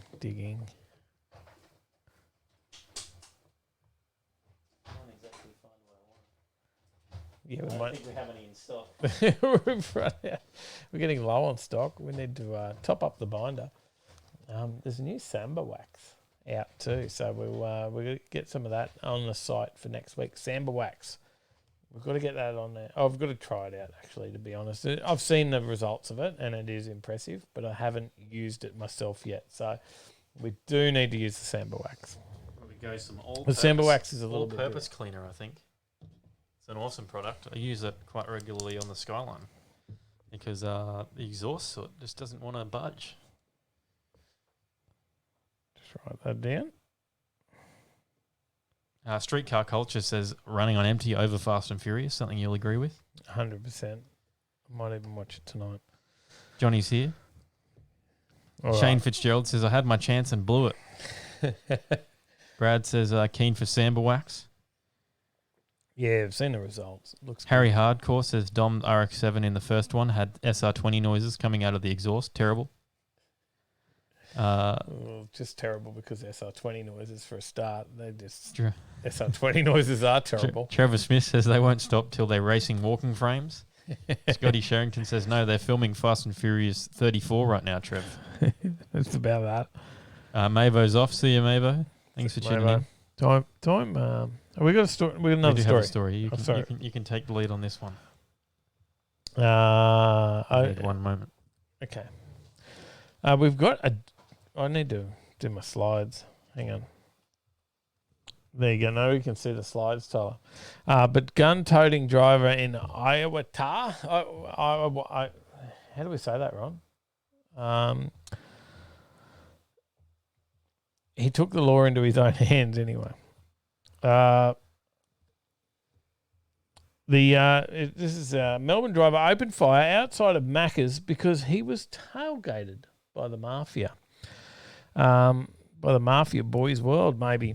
But the reality was very different. And it usually is in these stories. Now he's paying the price. The gun-toting driver his name was Iwata. Sorry, I said it was in Iwata. I just completely confused. Drank too much. But the gun-toting driver, Iwata Takashi, took the law into his own hands and he fired a high-powered weapon into a random motorist's car. The 39-year-old pleaded guilty to one charge of discharging a firearm at a vehicle and obviously some drug offences, including possessing cocaine in the County Court of Victoria. He was going to take law into his own hands, Judge John Carmody said in sentencing on Thursday. The mechanical engineer got a call from his friend who claimed he was being followed by a car in Melbourne's north-east suburb in August in 2019. Takashi told his friend to drive around in circles in a bid to lose his pursuer. After more than an hour, the friend drove to Takashi Street, where the engineer grabbed his pistol and followed in his own car. He drove at the victim's car near Avondale Heights McDonald's and then fired at the man's ute, the bullet getting stuck in his grill. Takashi was then nabbed 2 days later at a property in Darling after fleeing the scene. In a police interview, he told the police he believed the victim was a member of the Italian or Greek mafia. But the judge said he was obviously wrong, and the victim was a chef. It's close. Close, right? The mafia, Italian or Greek, and they could cook stuff. And he was a chef. It was somewhat close. The shooting was gratuitous and a senseless act, the judge said. In a retaliatory response to your tailgating friend, you wanted to show the victim who was in charge, Judge Carmody said. The judge noted that the shooter was genuinely remorseful, had a chaotic and violent upbringing, had a strong work ethic and family support. But he now will spend 30 months behind bars and serve at least 15 months before he can get parole. The emotional man wiped his eyes as his sentence was handed down. Stay off the drugs, kids. Stay off the drugs. That's all I can say. What do you think, Tyler? You heard none of that story. Yeah, just don't do it. It's Drugs are bad. It's not the mafia. It's just a chef. Sorry. It made me laugh. That story. So what have we got in the comments there? We're talking about K-swaps. Ratfink says, I say Dave gets hammered and has to do all the reading. Oh, that'd be difficult, wouldn't it? It's bad enough. Now I just did one story. Come on.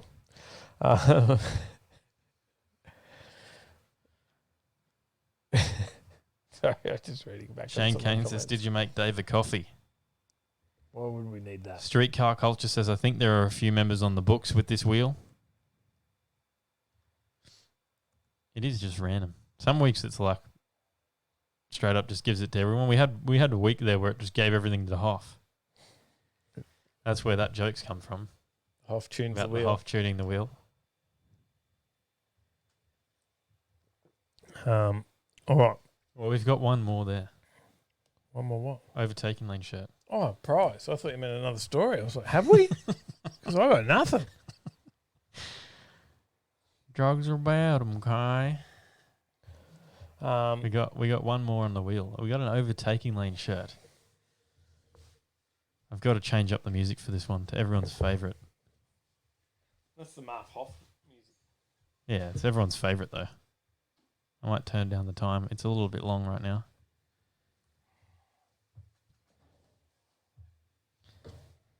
All right.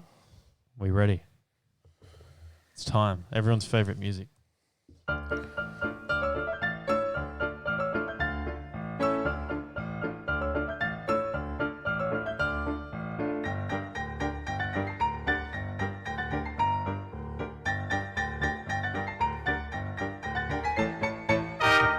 Truly Autos, cleaning up.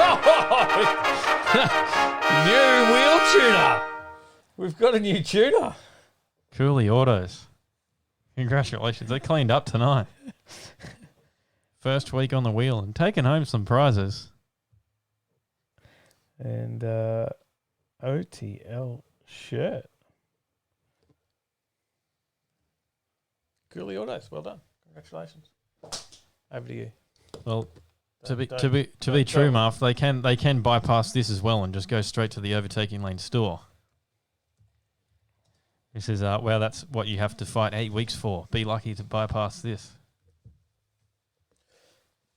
See you later, Streetcar Culture. We got the quiz. Time for the quiz. See you guys. Thank you for being here. We do have the quiz. We have are these Marv's questions? They are. Marv, the quiz master. All right, we need some guests, Tyler. Have you We got do. that sorted? In one moment. We need some guests for the quiz time. We'll just move that way a little bit. We'll see the queue. See, quiz time. Quiz time. And Marv, our resident quiz master now. Mm-hmm. But we've got Johnny and Sally tonight. Yep. Taking it on. We've got anyone in it? Anyone joining us? The Skid Pig's here.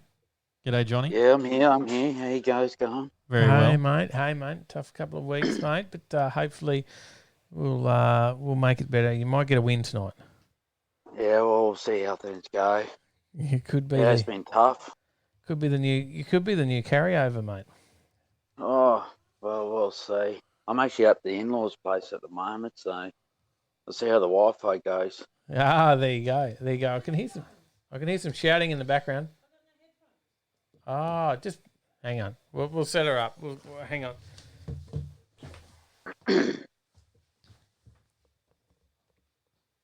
So other than the we're just waiting on Mum. Other than the bad news, how's everything else been going with the Ute? Yeah.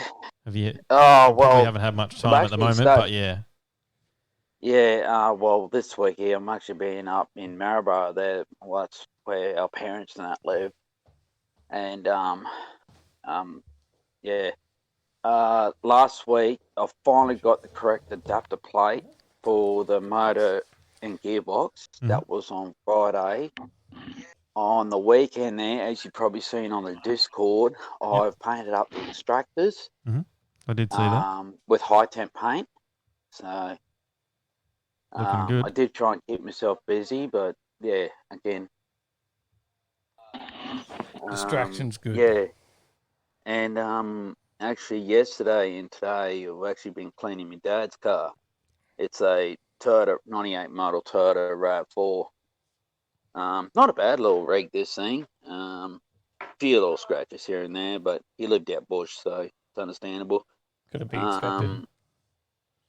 Yeah, well, see, in-laws here, they've got a carpet cleaner. We had to empty that thing out 12 times. See, he was a tinkerer like me, and he had a lot of small engines and that. Like, he's got 4 chainsaws there. One he's had since he was early 20s because he was a timber cutter / sawmill worker, retired. So there you go. Yeah, that's where I get all that trait from. That's where the tinkering comes from in your blood, mate. Yeah, pretty much. He also loved his motorbikes. He had a Kawasaki's. I'm not too sure. I remember it was just blue, and then there's a photo of me. I was probably about 3 or 4 months old with him. Photo of me and then when I was sitting on his bike. I've got that somewhere in my baby photos and that. So there you go. Good memories. Nice things to look back over. Year, sorry about that. Last year there, we went to the hot rod show that was in Maryborough there, 2019. Remember going past this old, I want to be a TD or TE Cortina. Looked like it was fully restored and that, and chocolate brown, had hubcaps and everything on. Like, this thing was well looked after. Looks over, I jumped one of those. Yeah, apparently him and a few of his mates had launched it off a jump, landed in the bloody springs fell out. There you go. Well, that's what you would have done with a TD Cortina back in the day. G'day, Jamie Knight and Paulie in the chat. How we going? Now they're a little bit popular again. Yeah. We got Sally. We got Sally now. Hello. Yeah. Hey, Sal. Hey, mate. How are you? Getting there. All right, we've got some questions lined up for tonight. I do. We have now these were obviously questions from last week. They were, because we would normally have this quiz last week, but it was obviously drag night, so it didn't happen. Kenda night. So we're playing catch up on the quiz, and Marv is written us some questions, so we know some of these are multiple choice and some of them are not. We know there's always a challenge. So oh yeah, I guess have we got some quiz show music? So Paulie's at the car spot. Time for Tyler's quiz master, Johnny versus Sally. Sally, our carryover champion, taking on the skid pig. All right. Paulie's at the car spot. Hot Shots Coffee. There you go. Awesome. There you are. There you are. He's out for night. I saw him. He invited me to that event, I think. There's a show night, so I can't come out. Sorry. All right. We'll do the buzzers. A skid pig. Johnny. And Sally. So. Well done. Both correct. That's a good start. Question number 1. Which of these cars has won a Wheels Car of the Year award? Is it A, the Holden Commodore, B, the Holden Chimera, C, a Holden Gemini, or D, all of the above? So, Johnny. Sally? all of the above. Correct. The TX Gemini won in 75, the JB Chimera in 82, and the VN Commodore in 88. I believe that was a story. There's more from- Commodores was. than that, wasn't there? Probably plenty more Commodores than that, but yeah, That was a story from a couple of weeks ago. it was. Yeah. Was it? Mm-hmm. Yep. On the live show 2 weeks ago, that was the story. We Question. went through like from 1963, all the cars of the year. We got that from like which car or something. Yeah. We had a Chimera growing up. And then Commiserations. no more Barrador in the chat. How you going? No more Barrador. I love it. Question number 2. What does AFR stand for? Johnny. Johnny? Air fuel ratio. Correct. Well done. Didn't get that one, Sal. I had no idea. Question number... If you give me a multiple choice, I might have got it, but You had no guess for AFR? no. Question number 3. What racetrack was recently purchased by Lance Warren? Is it A, Calder Park, B, Heathcote, C, Swan Hill, or D, what's a racetrack?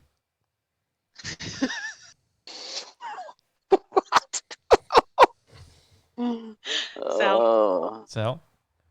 B. It was Heathcote, correct. What a guess. Oh, the drag strip. That was the one. Yeah, sorry, I'm trying to think who the hell it was. You're too busy yeah. laughing at. Yeah, that was a few weeks ago. That one, What's I a remember that racetrack? now. Paulie says 240 GL wagon here, just amazing. Best car here. Offered him swaps for my BMW.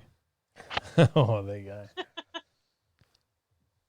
go. Question number 4. Where is the Monaco Grand Prix held?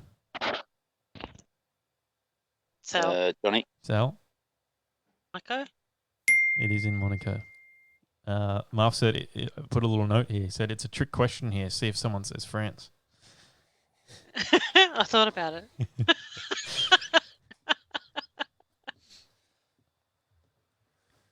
Question number 5. Oh, hang. What? Oh, no, I just thought you dropped out. No, we're still here. Question Yeah. number 5. What year was the first V8 supercars race held? Is it A, 1995, B, 1996, C, 1997, or D, 1998? So, Sal? 95. It was not. Johnny? Can you repeat the others? 96, 97, and 98. 96, I think. It wasn't. It was number answer C. Sorry, not question. 97. It was 97. While 1993 was the death of Group A, V8s raced with other cars like BMW M3 until they formed Super Tourers for 2-litre cars in 95. Then the V8 supercars started in 97. I was waiting for all of the above. Okay, well, when did what was the year that Craig Lowndes flipped? I'm not sure. That could be a question next week. Maybe. Because I thought that was 96. Then that was supercars then. I don't know. He drives for the right team. Now. Question number Or 6. then. No. Hang on. That Doesn't was drive for with anyone now. HRT at Doesn't the drive for time, anyone too. now. Question number 6. What racetrack in America has a pair of turns called the corkscrew?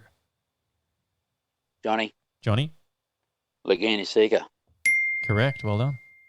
The signature idea. turn of this 11-turn circuit, turns 8 and 8A, a downhill plunging sharp left, then right, shaped like a corkscrew. Fun fact, Laguna Seca is Spanish for dry lagoon. There you go. Question number 7. What were the 3 classes run at Jungabunga No Prep Cash Days number 2? So, Sal? small tyre, big tyre, One more. yeah. It's possibly a tyre. Yeah, some form of tyre. I don't know. I can't remember. Medium. All right, Johnny, you've got a chance. He gave you 2 already. Yep. So Not medium it's your tyre. small tyre, big tyre, and street tyre. That's Correct. the one. Maddie, if you could just run a medium tyre class in the next one. Are you noting down who's taking points here, or are you just... Sorry. Help me out, man. I was. It is 3-all. Question 3-all. Tie-break. Question number 8. Not at the end, but it's tie-break for part way through. Question number 8. What motor was in Nicholas' dad's car, Misty Mopar? So, Sal? a Mopar.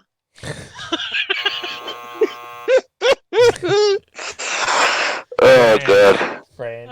I don't know. I wasn't listening Johnny? to the thing. Misty Mopar, what one was that? Where was that one from? It was our first interview. Junga Bunga. Oh, was that on the live stream or something, was it? No, we did it in the video. Oh, okay. It was played in the video that they played before the show tonight. I don't remember what it Oh, was. And I was even yeah, watching it too. I've missed a lot of stuff, unfortunately. I have no idea. I'm guessing a 340. It was a big block 383 on nitrous. Still Wasn't far off. Still You were 3-all. close. Question number 9.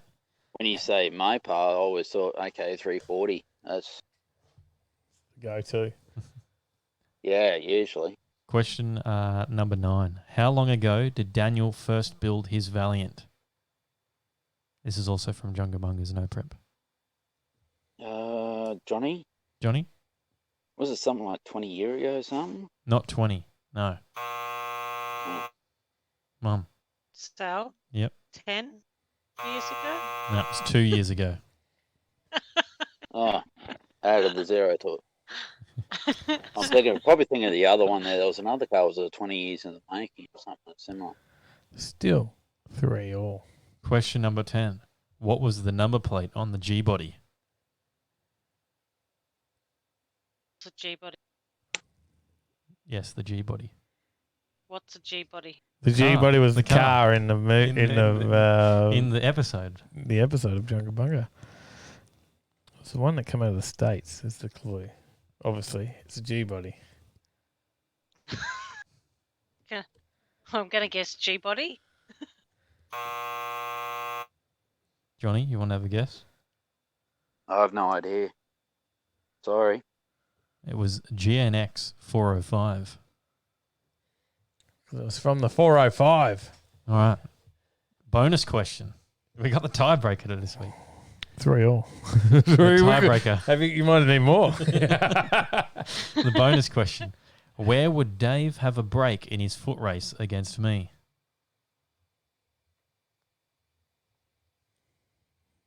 Say that again. Where would Dad have a break in his foot race against me? He mentioned it in the intro to this video. So, Sal? at the start line. No. It was not at the start line. Because he doesn't run. Not that bad. Come on. I get a little bit further than off the start. I can at least get a couple of steps in. Would it be about halfway or at the finish line? No. 20 metres. 60 foot. You got a tiebreaker to the tiebreaker? Tyler. What's your next question, Tyler? Do we have them written down here still? No. I've got no questions written down. You're going to make one up. I've got to remember the name of the character now. One moment, please.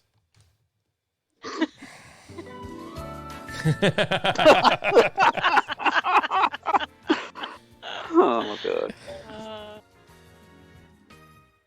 I'll take cars for 200, thanks. All right. France?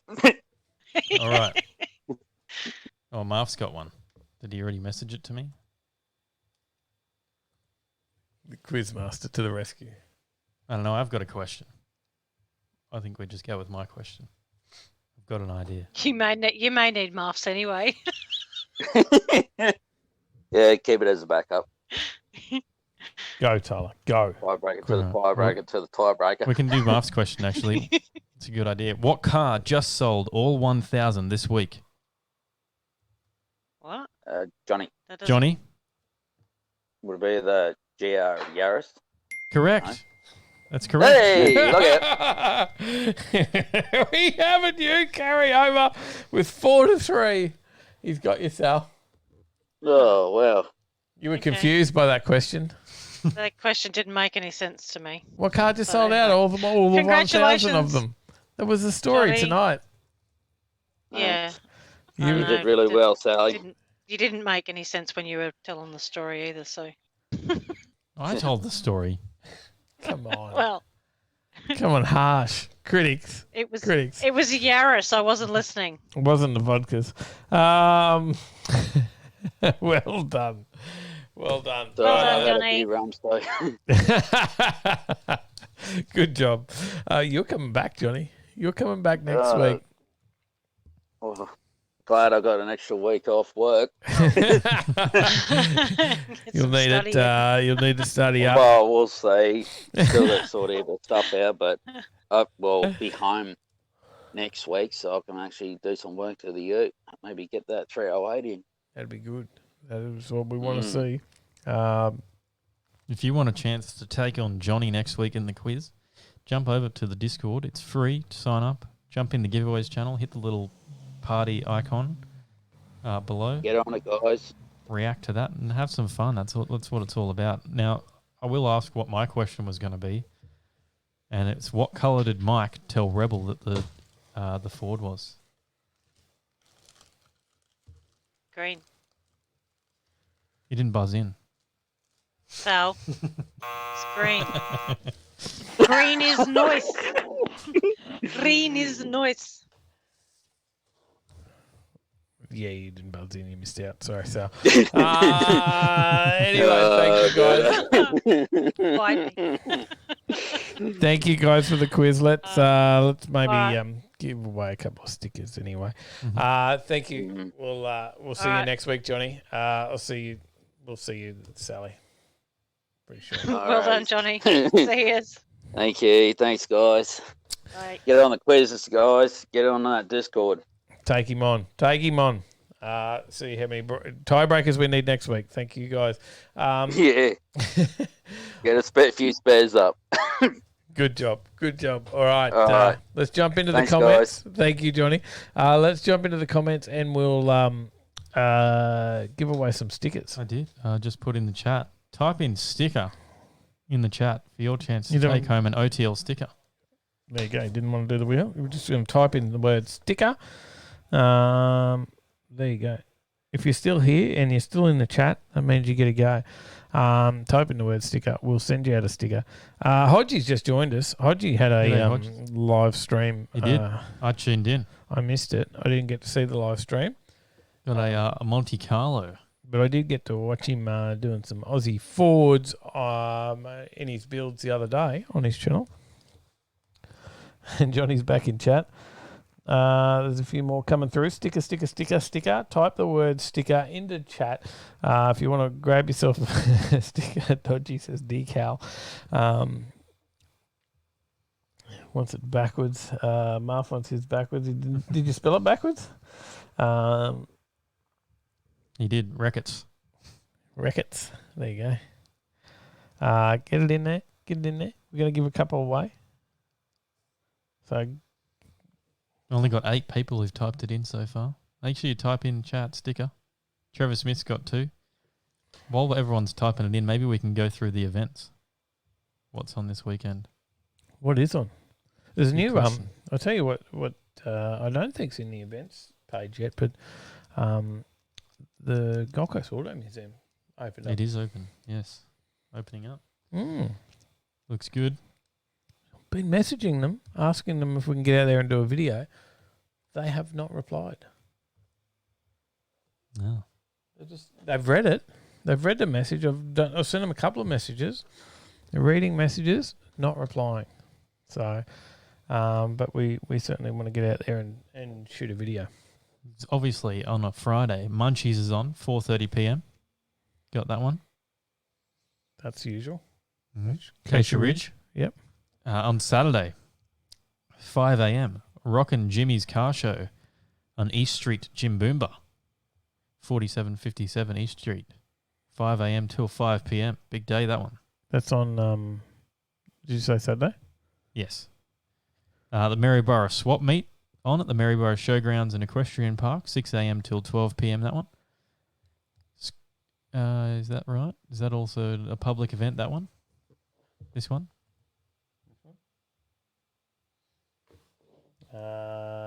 It's a private event for Gold Coast Muscle Car Financial members. No.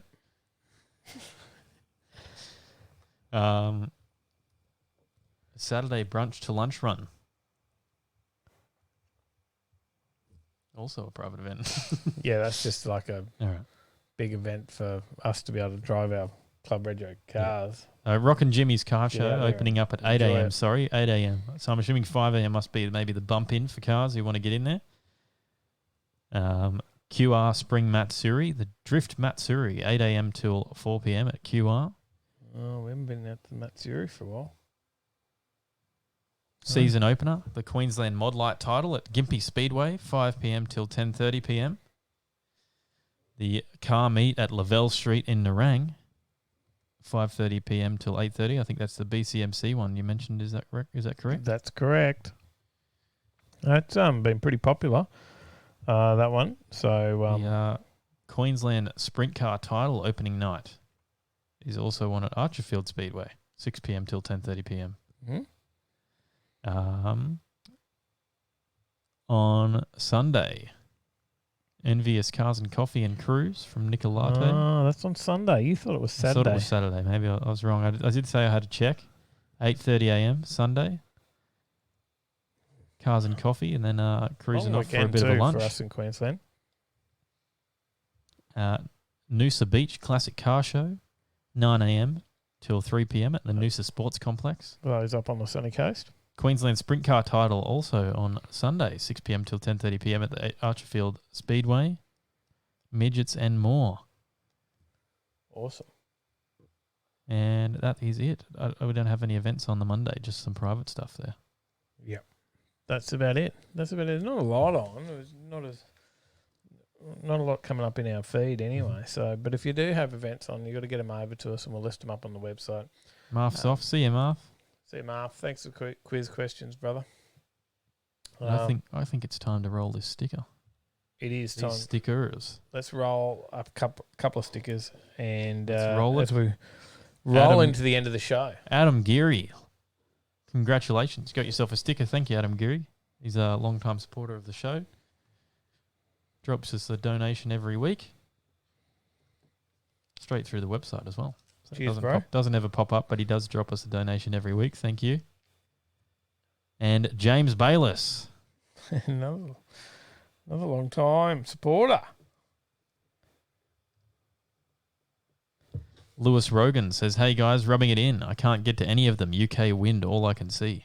Over there with our young brothers. Mm. Santa Pod's where it's all happening over there.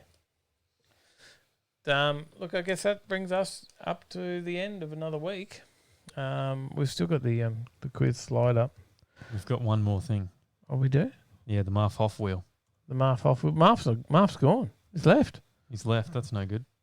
He won't know. He won't know. I guess he'll find out later when everyone tells him.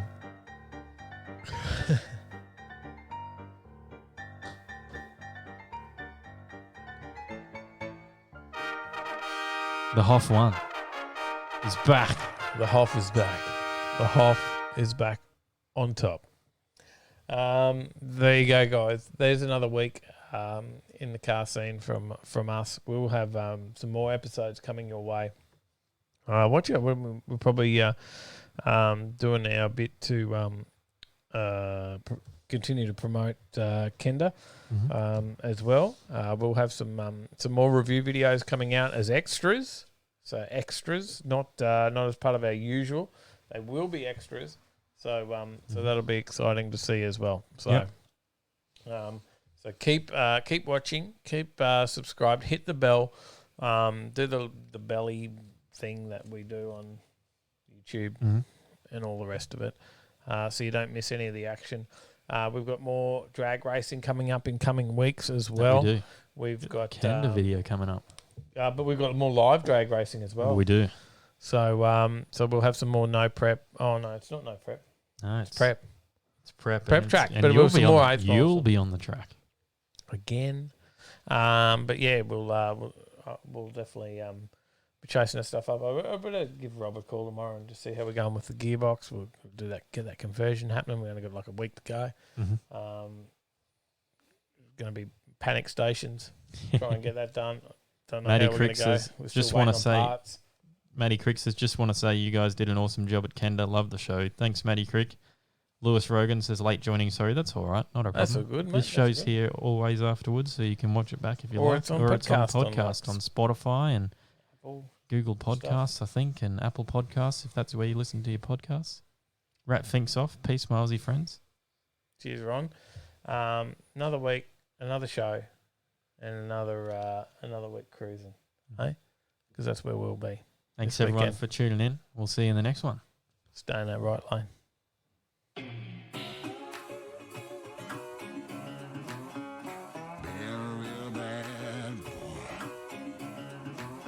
I've got a ton of gravel in my shoes, world on my shoulder, heart full of blues out in the dirt, down in the dirt.